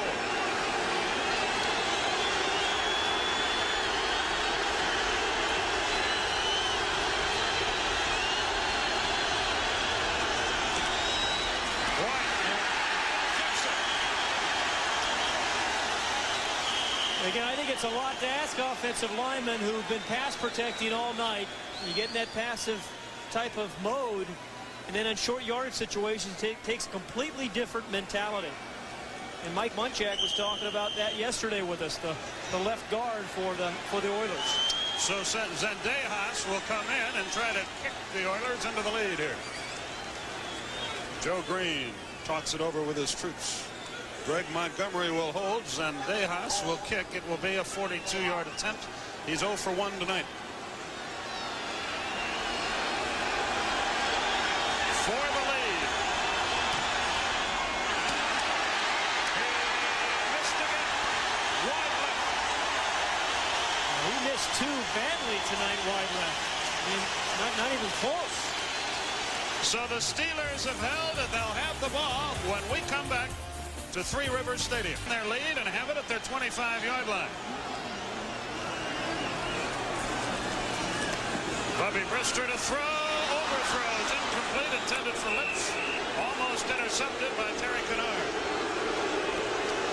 And Brister, the former baseball player, played in the Tigers organization and once played for Jim Leland, the Pirates manager, in winter ball. He quit when he got hit in the thumb with a pitch ball, broke his finger. Said, I think I'll try football. And it's worked out very well for him. He doesn't get hit here at all, does he? He doesn't get hit in football at all. Callaway heads to the right side of the field. Hodge and Worley, the running backs. Worley. Across the 40-yard line, first down. Best run of the night for the Steelers. When you're running back for the Steelers, because they run so many traps and kind of delay plays, you have to be a patient runner. And you have to kind of wait and wait for that block to come. You see the left guard, Reister, number 79, come out, Jackson, number 65. And running these trap plays is kind of unusual for running backs because many times you run right at a defender that's not blocked, and then right at the last moment he's trapped, and you cut behind the trap block. First down from the 40. Richard Bell back in the game for Worley. Goes in motion. Brister to throw. It's deflected. Incomplete. I frankly don't know who got a piece of it. Perhaps we'll pick it up on a replay. Brister now 6 of 17 for 60 yards. It was Doug Smith who actually tipped that ball, Skip. Doug Smith is the guy, number 99, right there to the right part of the screen. Again, that is beautifully timed because sometimes you get so locked up with the offensive man, you don't see the quarterback, but he did a great job of rushing the passer and still see Brister throw so he can tip it away. Second down, 10 yards to go. Hill in motion. Pitch, Worley, nothing there. He is hit and hit hard by Leander Knight, who came out of the back stop. Well, did Ray Childress just grease Bubby Brister? Say what you will about him. He is a tough player. 3rd and 11 from the 39. There's Childress. Do you ever get afraid when you're playing quarterback? You get hit a few times. No, I think that's the easiest part of the game, is the physical part of the game, taking a beating. I think the tough part is the mental part, the emotional part after a loss. Everybody in town is booing you and criticizing you. I think you have to be mentally tough more than physically tough.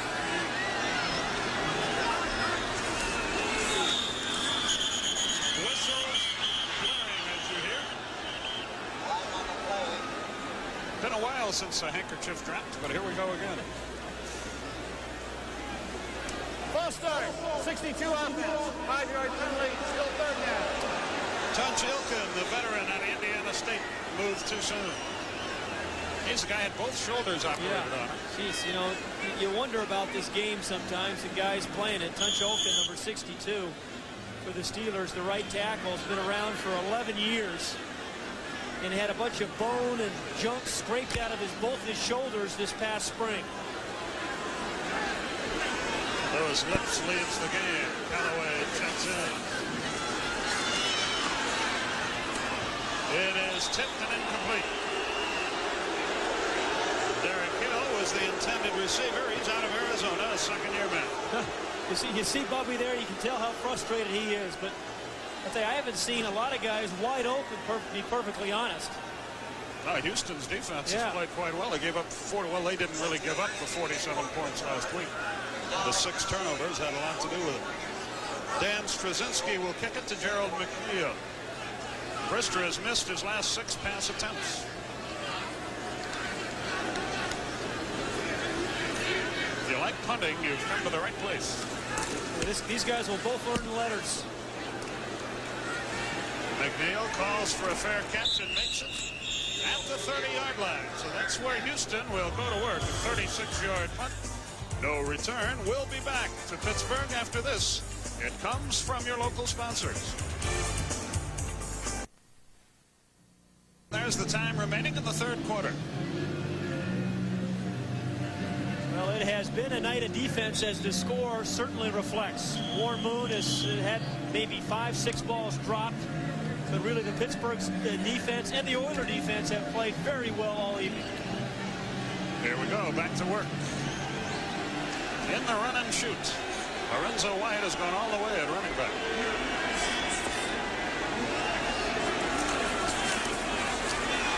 Has time.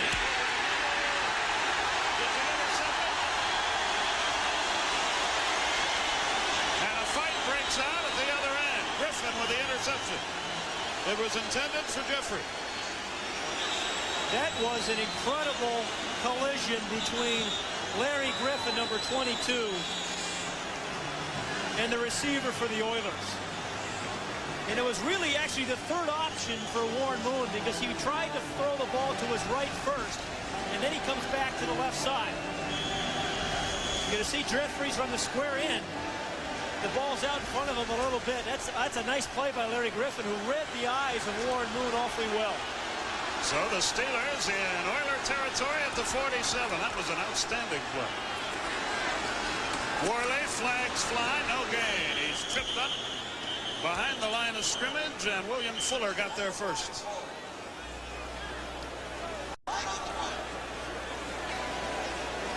Offside, defense number 96. Offside, Houston, 1st and 5, Pittsburgh.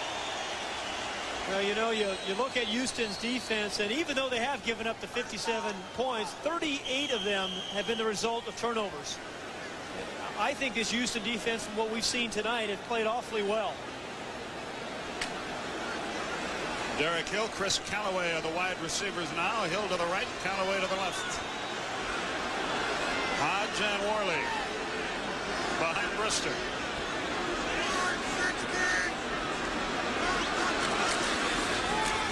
On 1st down, completed to the 37-yard line.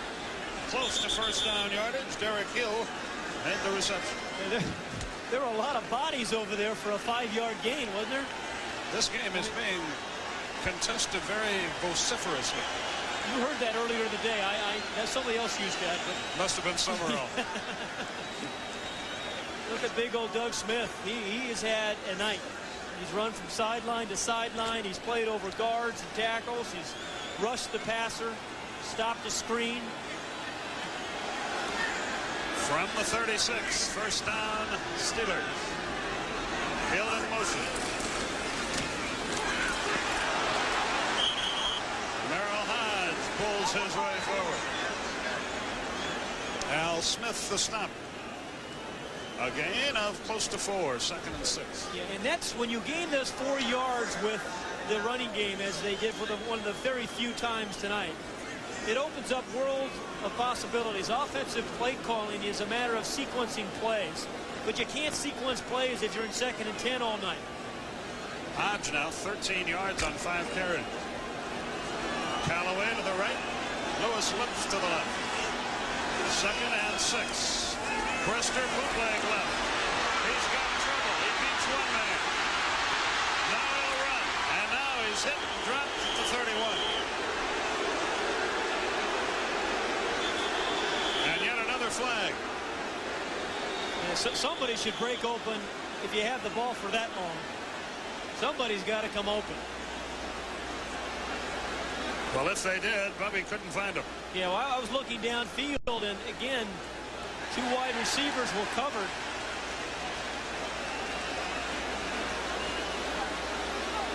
Defensive holding, number 99. Fuller made the stop, and it's defensive holding. First down. Doug Smith, automatic first down. So now, Houston beginning to hurt themselves, as the Steelers did earlier with a penalty. Jim Eddy, the defensive coordinator for Houston, got some nice body language.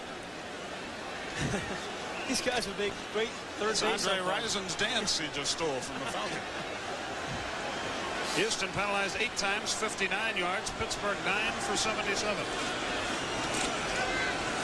Worley not much there. He gets to the 25. A gain of 2, 2nd and 8. Well, remember, the Steelers now lead by 1 point in this game. Obviously, you want to put the ball in for a touchdown, but even the field goal gives you the 4-point lead, so that Houston would have to score a touchdown to beat them or go ahead. Derek Hill out of the game. Chris Callaway and Lewis Lips are the wide receivers. Hodge and Worley.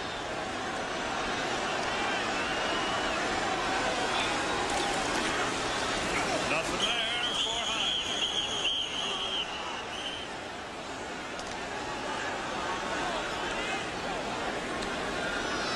Glenn Montgomery, the 2nd-year man out of Houston, on the stop. Clock ticks to 1:25. Excuse me, Pat. Yeah, these offensive possessions of the Steelers have they really have got nothing going. There's just no sense of rhythm, and offense is about rhythm, and it's about setting yourself up for plays. They just had no opportunity to do that this evening. The rookie from Nebraska, Richard Bell, checks into the backfield for Worley. Pittsburgh 0 for 8 on 3rd down. It's 3rd and 8 at the 25. Derek Hill in motion. Across the middle, a diving catch. Close to the 15-yard line. It was high.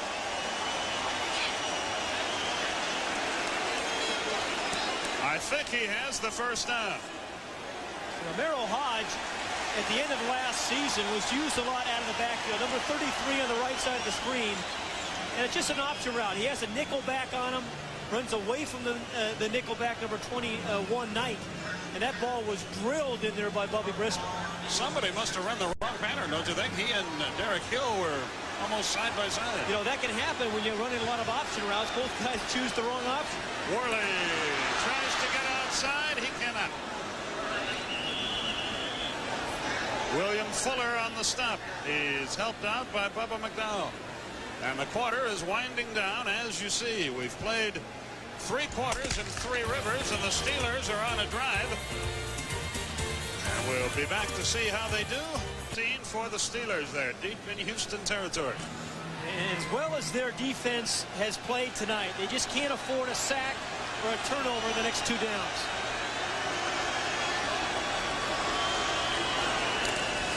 Quick hitter, just to to the 15. Tim Worley got very little. Boy, that Houston defense has played well. In on the stop, Johnny Meads. Yeah, that's the amazing thing about that Houston defense is that not only have they stuffed the run, and they really have tonight all night long, but there haven't been many wide receivers open. They've done a wonderful job of putting pressure on Brister, and they've stuffed the run on first down, and then they've played some very good coverage. Second tight end comes into the game, Terry O'Shea. Merrill Hodge, the only running back. 3rd and 9 from the 15.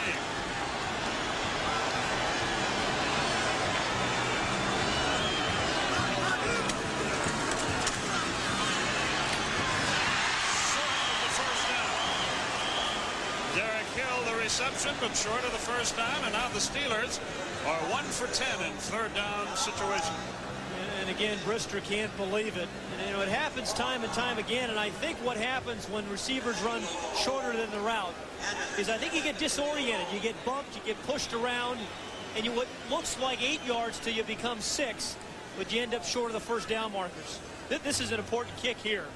Brian Blankenship will snap it. Dan Straczynski will hold it. Gary Anderson will kick it. 27-yard try.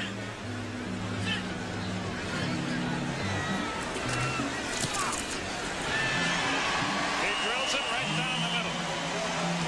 So the lead is now 4 points. Gene Barth lets you know there's timeout on the field.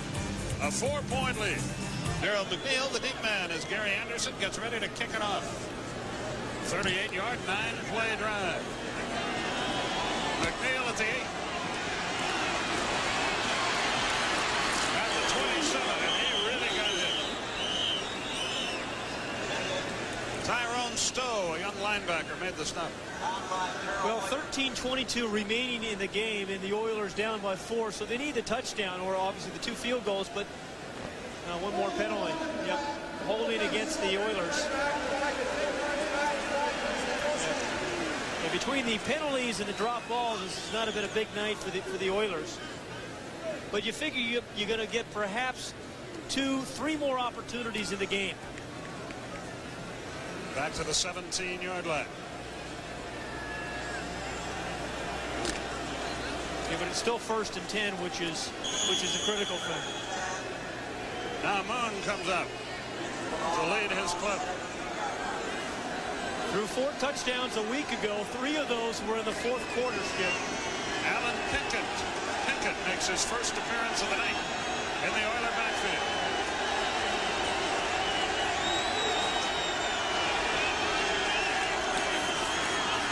Moon sidearms it out. Heck of a catch by Pinkett, but nowhere to go. Woodson hit him first. They lose yardage back to the 15. Now let's take a look at tonight's Hyundai leaderboard. The sacks today didn't do the Eagles any good. They were upset by Phoenix. Bears won their game. Saints lost theirs, and the Oilers are losing theirs. Thus far, you'd have to say the NFL, it has been a season of defensive players as Jim Eddy talks to his defensive players. Let me correct myself. I said it was Pinkett. It was Rozier who lost the 2 yards with the reception. Mike Rozier out of Nebraska. Drew Hill in motion.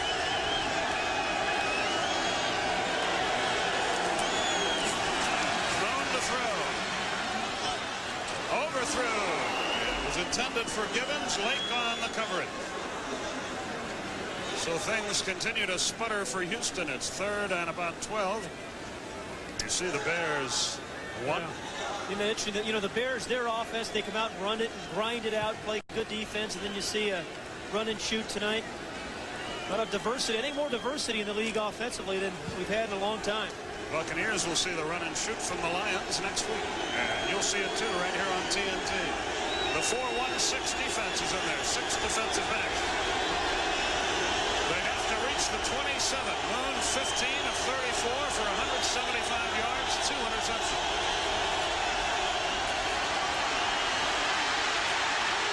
He's hit. He throws. It's incomplete. They're going to roll it aside. Back at the 5-yard line. Gerald Williams out of Auburn got there. Well, Gerald Williams was the only defensive lineman really a year ago for the Steelers that had speed.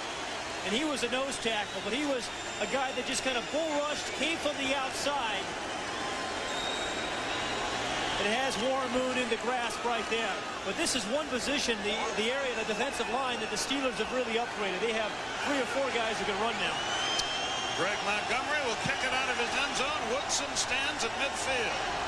Steelers in pretty good shape right now. The kick end over end. Woodson makes a good move, but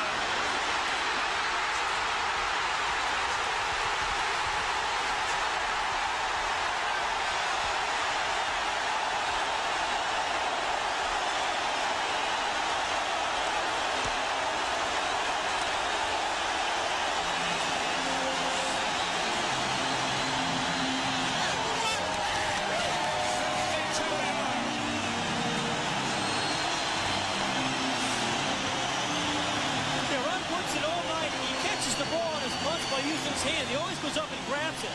Now he has got tremendous speed and physical gifts. But he makes it like Hugh McElhaney there as he kind of bobs and weaves his way through the defense. And he did that one all by himself. Usually on punt returns you get 1 or 2 blocks, but he did that all by himself. The Oilers overran it a little. The kick is good, and all of a sudden the game has been broken open a bit. He was a Pro Bowler last year, returning punts. And he's headed that way again. 52-yard punt return. We'll be back. And here's the kick. He fields it at the 4.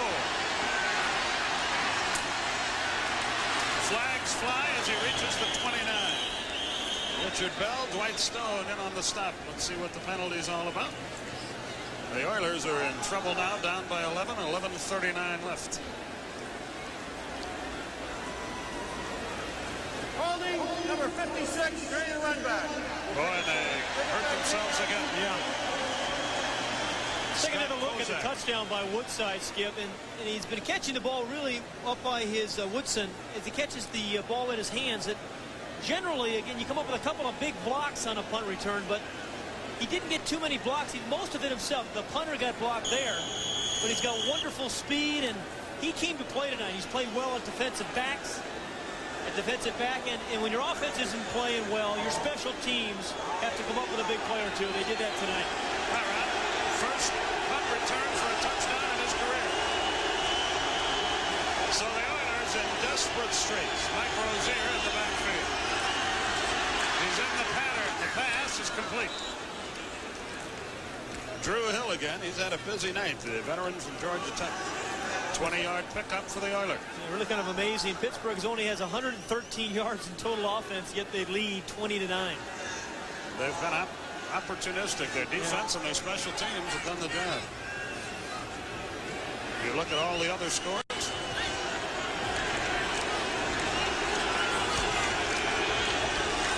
First and 10 at the 38.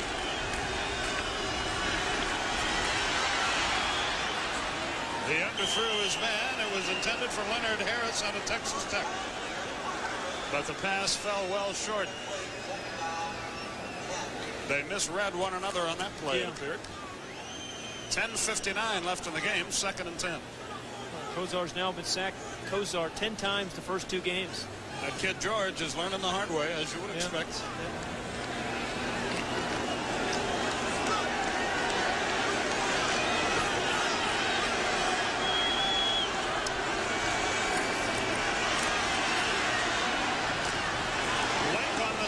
Gibbons, a fine reception at midfield. These slot receivers for the Houston Oilers, who are their featured guys, really have to be able to stop and start. They're the ones making all the option plays. There, Ernest Gibbons saw just a kind of a dead hole in the open space and stopped. The ball well thrown by Warren Moon. Gibbons now 4 catches for 52 yards. Moon changes his play at the line of scrimmage. In motion. Penalty flag. Completion.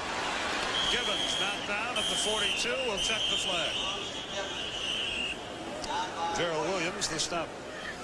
Now, one of the key things I think the Steeler defense has done tonight is not let any of these receivers, the penalties against the Oilers, not let any of the receivers do much with the ball after the catch. And that is one of the theories of the run and shoot. You get the guy in the open space on the move, and he runs away from players. You know, Atlanta had great success rushing 7 men early in the game last week. Steelers haven't done that at all. Later in the game, of course, Atlanta gave up some big plays when they sent the 7 men. Yeah, the Steelers really have been coming with 3 and then sometimes 4. Illegal motion. Number 81 was moving while another man was in motion. Still first down, 5-yard penalty. 2 men in motion. Can't do that. 1st and 15 at the 49. Clock ticks, 10-10 left. 20 penalties in the game for 161 yards.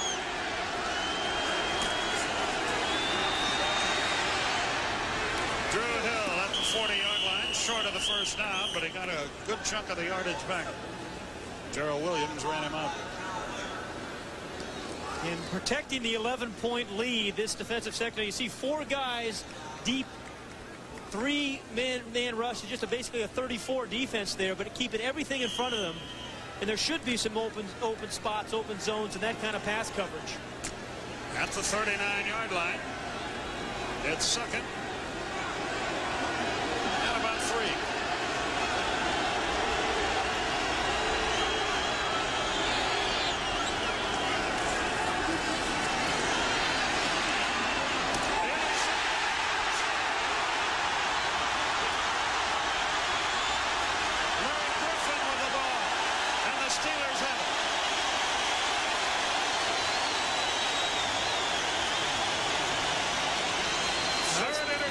Thrown by Warren Moon. And 2 of them picked off by that man, Larry Griffin.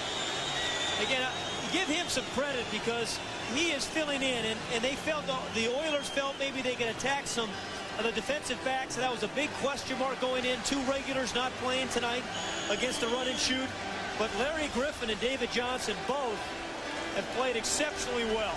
Once again, Moon and his receiver misread one another. A long night for Warren. The Steelers now would like to hammer it on the ground for a while. The give straight ahead. Merrill Hodge pulls his way for about 3. And the clock rolls with 9:15. 20-9 is our score. And you're right. This is just a situation that the Steelers would really love to be able to see their offensive line kind of take charge, grind out a few first downs, and win the football game. They have not been successful doing that thus far tonight, though. Their offense has really not done that much. Their defense and special teams have. Hodge and Worley, the running backs. Malarkey in motion. Worley, nothing there. He gets to perhaps the 38-yard line. Johnny Meads out of Nichols made the stop. He's a fine linebacker. And Houston Oilers fans have to be thinking turnover here. We need a pick, you need a fumble, you need to create something, and then perhaps you have to try to block a punt. Make your special teams do something. Moon talks it over with Drew Hill on the sideline. They got a lot of work to do. Richard Bell checks into the game. Worley comes out. Bell a running back, but a fine pass receiver out of the backfield. Brister out of the shotgun. 3rd and 8. Incomplete. It was intended for Hodge. Another flag. Leander Knight on the coverage.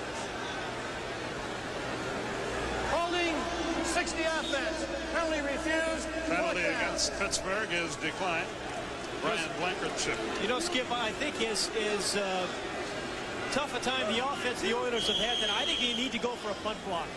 Make something happen on special teams. Because it's not happening in offense right now.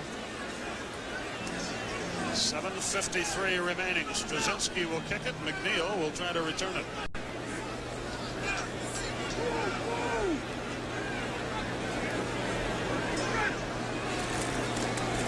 They try to block it, but he gets it away, and it's a good one. McNeil calls fair catch at the 27-yard line, and that's where the Oilers will take over. 7:35 left. We'll be back after this from your local sponsor. The 4-1-6 in there for the Steelers. Moon from the 27. Has time. As a man, it's complete. It's Givens, and he's run out of bounds at the 38-yard line. You know, you would think the Steelers down by, the Oilers down by 11 points, but not a big deal when you're in the run and shoot, because the run and shoot really is like a 2-minute offense they play every single down. But the problem tonight has been this Steeler defense has just taken every deep threat away, kept everything in front of them, and then the receivers have dropped a number of passes. And they've misread one another on numerous occasions, too. You see the stats. That's really frustrating for the Houston team. Yeah, they're averaging less than 5 yards per pass play. 2nd and 1 for Moon. Mike Rozier crosses the 40, gets to the 43-yard line. Brian Hinkle makes yet another tackle.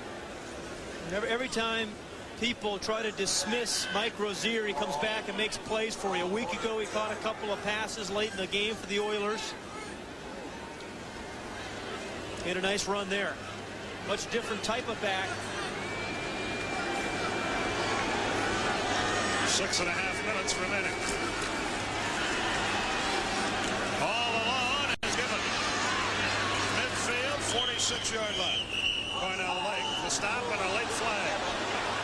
11-yard pickup. See if it was a face mask. It may well have been, and again, the theory here is to get little people. 5-yard face mask penalty on number 26. Yeah. Track it off from the end of the run. It'll be a first down. That's on Woodson, but getting little people in open areas, and that's what happened there with Givens. Yeah, right there. Yep, good call. So the ball is at the 41-yard line. Clock running with 6:15 left in our game. 20-9 is the score. The Steelers lead. Trips right for Houston. Now Hill in motion left. Goes back right.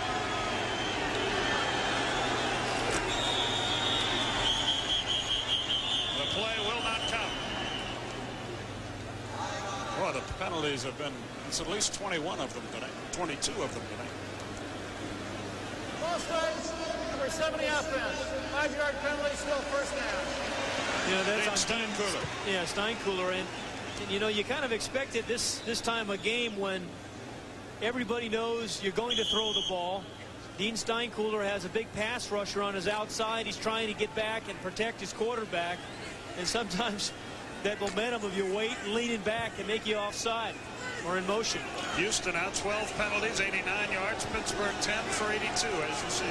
Yeah, I think they have more penalties yardage than offensive yardage. 1st and 15. Moon puts it up. Has a man complete to the 35. Duncan with the reception over there, and Richard Shelton out of Liberty ran him out. So it's 2nd and 5 at the 36. 5:20 left. Yeah, I think if Houston's going to have any sort of chance, and Kevin Gilbride, the offensive coordinator there, is it's going to have to be get the ball to a Drew Hill or maybe even a Tony Jones, their fastest receiver, on a crossing route, on the move, running away from people. Tony Jones splits wide to the left.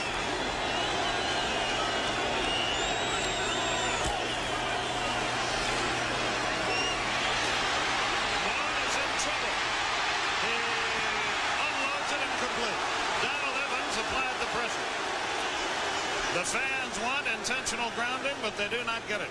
Donald Evans has been a guy without a position in the NFL.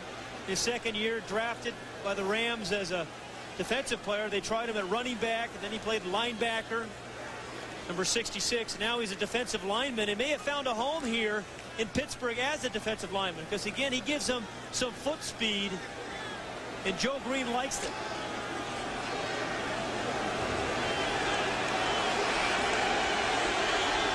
Trips left for Houston. Givens in motion.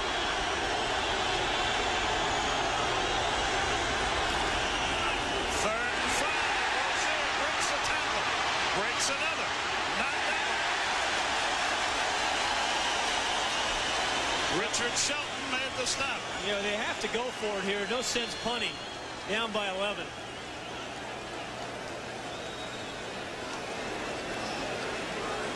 And that's what they're going to do. Jeffries checks back into the game for Houston.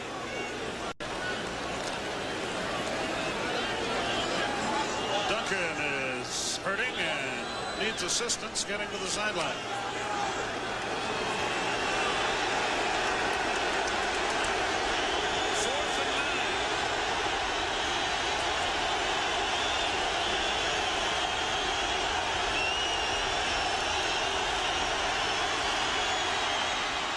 Complete. Did he get the first down? I don't think so. Woodson made the stop on Haywood Jeffrey. Let's see where they mark the football. That's what all this is about. You know, there's certainly, we see a lot of receivers on third down not getting the right distance, which is problem enough. But if you don't get it on fourth, wow, that's a cardinal sin. And Jeffrey's at the bottom of the screen. And he's right by the yard marker. He should know it. He can see it. Yeah, that's inexcusable. Woodson was the man, and then Lake finished him off. But give Woodson the credit on that play. And perhaps the last Houston chance goes glimmering. 3:47 left. The Steelers have the ball. And we'll be back right after this. Did you know? Not too many highlights from this game, but there were some today. Worley gets about 2. Well, you know, they come into there, they're the guys. But, you know, Skip, both these teams came in with question marks on offense, and I think they go out of the game with the same question marks. That's right. Timeout is called by Houston here with 3:36 remaining in the game. It's 2nd and 9 from the 32. You know, the Steelers came in, they wanted to run the football, get some confidence in the quarterback, Bubby Brister. It didn't happen. Jack Pardee there, the coach, wanted to show that his offense was not a high-risk offense. They've had some problems there. So the question marks remain, I think, for both these teams next week. Pittsburgh 40 yards total offense second half, 117 yards for the game, but they're winning by 11.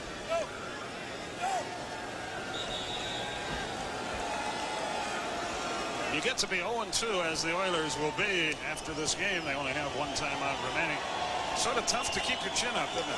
Yeah, what you have to do is make sure you don't start pointing fingers. If you can hang in there as a team, and I think it's a difficult thing for a head coach to do, and Jack Pardee is an experienced head coach, but you got to make sure people don't start pointing the fingers at one another. The Colts, the Indianapolis Colts are in the Astrodome next Sunday. The Raiders host Pittsburgh next week. Nothing there for Hodge. Final timeout called by Houston. Merrill Hodge can't get anything going. And you can see he's frustrated by the lack of a running game. I tell you, how would you like to be the punter right now of the Pittsburgh Steelers? You know that when you go back, there's going to be 8 or 9 bodies charging you to try to block the punt. And there he is. He's hoping desperately they make the first down. The chances of that are slim because they don't want to take any chances. It'll be 3rd and 10. Boy, only the 2-minute warning left to stop the clock for Houston. How'd you like to get his name in a spelling bee? He looks like an eye chart. In that case, I need some glasses. Awful lot of consonants. Houston's out of timeouts.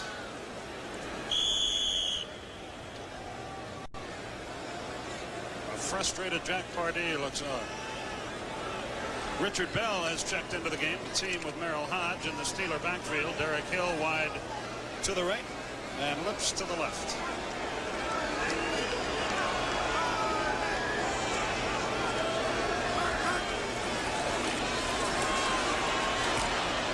Incomplete. Will there be a flag?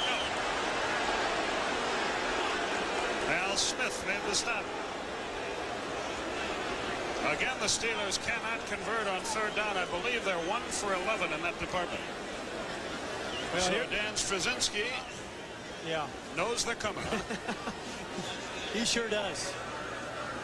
He's not worried about his average this time. He's just worried about getting the ball off. Now, they do have a return set up, though.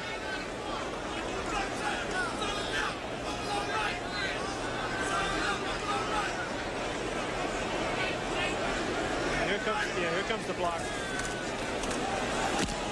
But they get it away without trouble. McNeil calls for a fair catch and makes it at the 32. And the Oilers Lions have it again with 3:18 remaining in the game. A 37-yard punt. There was, of course, no return. The stadium show gets it started at 7 o'clock Eastern time next week. Fred and the guys, and then we'll have the Detroit Lions and Tampa Bay Buccaneers for you at 8 o'clock Eastern time from high atop the stadium. Yeah. And I do mean high atop you're the right. stadium. They got the numbers at the top of the helmets, but it's going to be fun watching Barry Sanders. Lions 1-1 now, as the Bucs are. Rodney Peete throwing 2 touchdown passes for the Lions.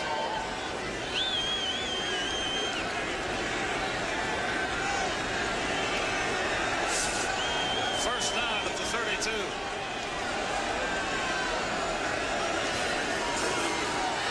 Jones feels pressure. He runs out of the pocket and slides to the 42-yard line. He cannot stop the clock. This telecast presented by authority of the National Football League, and it is intended for the private use of our audience.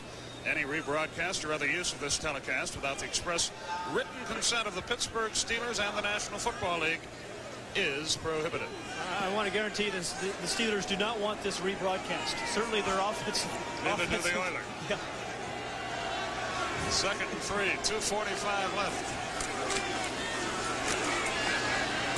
Complete to Jeffries, and he gets out of bounds to stop the clock at the 48. Lake ran him out.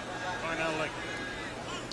2:37 left. 1st and 10 for the Oilers. They need 2 scores here. You know, we've talked about this NFL season thus far really being a defensive season the first 2 weeks. And really kind of a surprise to me when you think about it, Skip, because we talk so much about all the different offenses, the no huddles, the run and shoots, the 3 wide receivers. But thus far, it has been a defensive year. Moon 23 of 45, 269 yards, but 3 interceptions. And he'll put it up for time number 46. Incomplete. Intended for Curtis Duncan. Another flag on the play. Holding against the offense.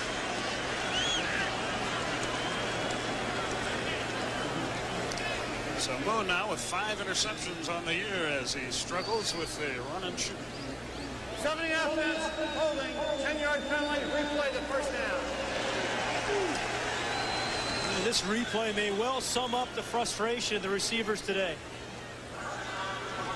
You know, when they've been open, the ball's been thrown low as it was there. They haven't been able to catch it, but they're like grasping for straws there, as you saw the receiver trying to get the second catch on it. 1st and 20 from the 39. 2.5 minutes left.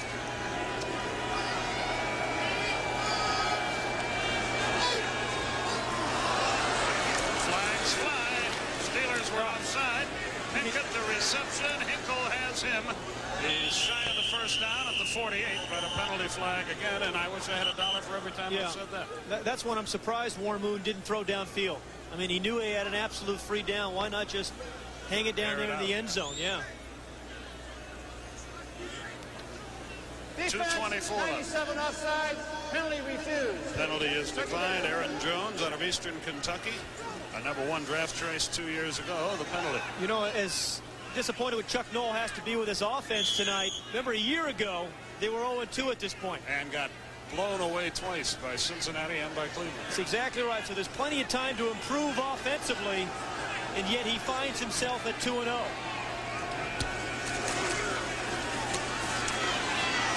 Intercept. That's your ball game. I think it's Hinkle it in. 50, 43-yard line. Brian Hinkle, the interception. That shuts it down. The 4th of the night against Warren Moon. Well, and again, a misread. Yep, and 2 defensive teams have defended the run and shoot differently. You mentioned Atlanta putting lots of pressure on Warren Moon a week ago. Tonight, the Steelers have dropped off a lot of men in coverage. And as Warren Moon came down late, Brian Hinkle came all the way across from the other side, and Moon never saw him. Never saw him at all, did he? And Hinkle, say, a very cerebral linebacker, makes the play that wraps this one up. 2:13 remaining. No timeouts left for Houston. The clock will stop for the 2-minute warning.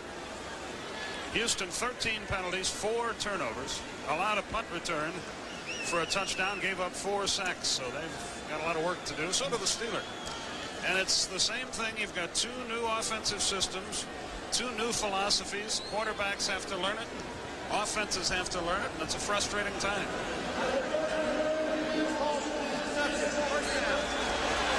But you know, Skip, I'm always surprised, really, it takes this long. Because, I mean, you do have all spring. You have training camp. You have 4 preseason games. That's when it's all supposed to happen.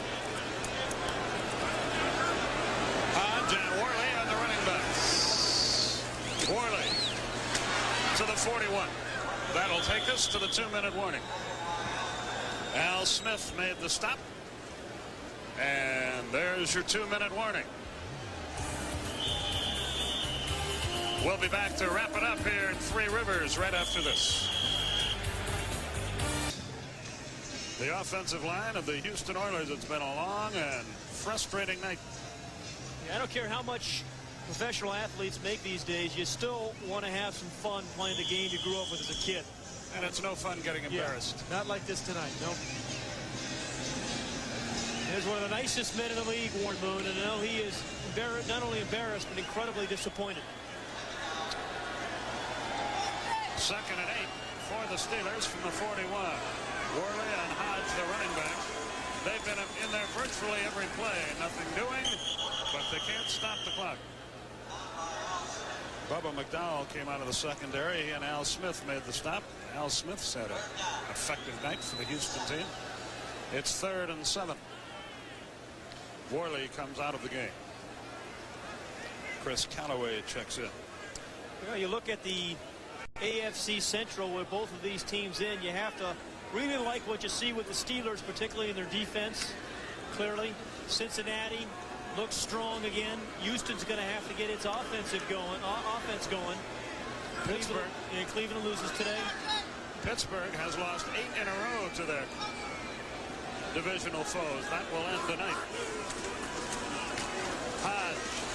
Flags fly. Hodge close to a first down, but I don't think he got there. Jeez. Do they have to call him at this stage? I guess they do. Yeah. 12 men in the field for the defense. 12 men on the field for Houston. More confusion. I would imagine that the Steelers would take the penalty and then let the clock roll.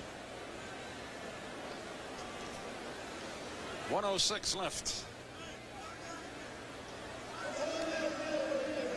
Ned Simon, our producer, Tom Smith, our director. We thank them for their yeoman work tonight. Houston 14 penalties, 104 yards. Pittsburgh 10 penalties, 82 yards.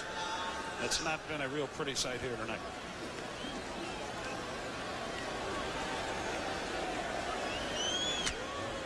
The Oilers doing nothing tonight to change that. It's now 3rd and 2 for the Steelers.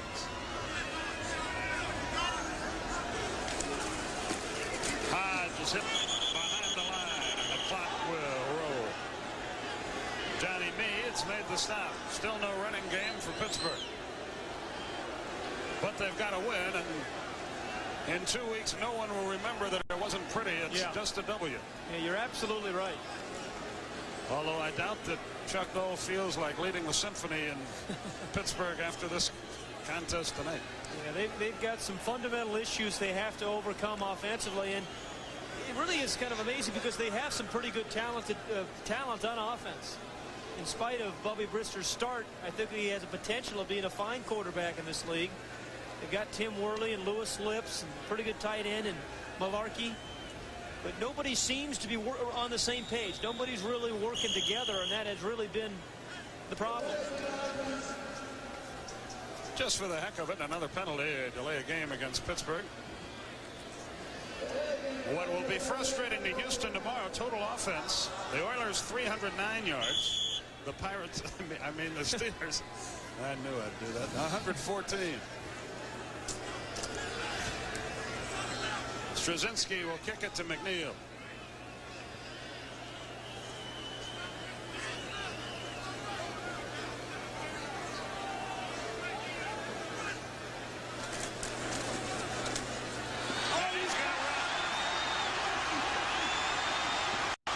first down.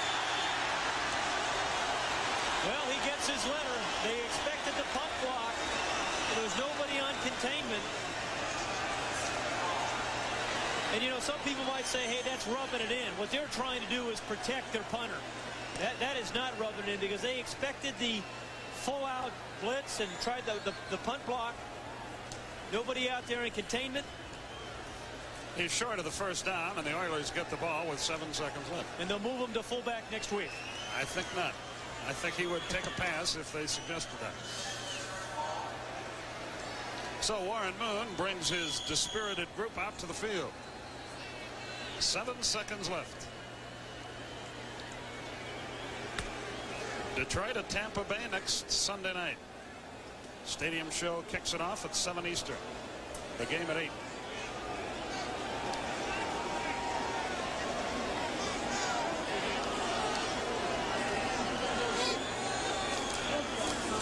Moon to throw.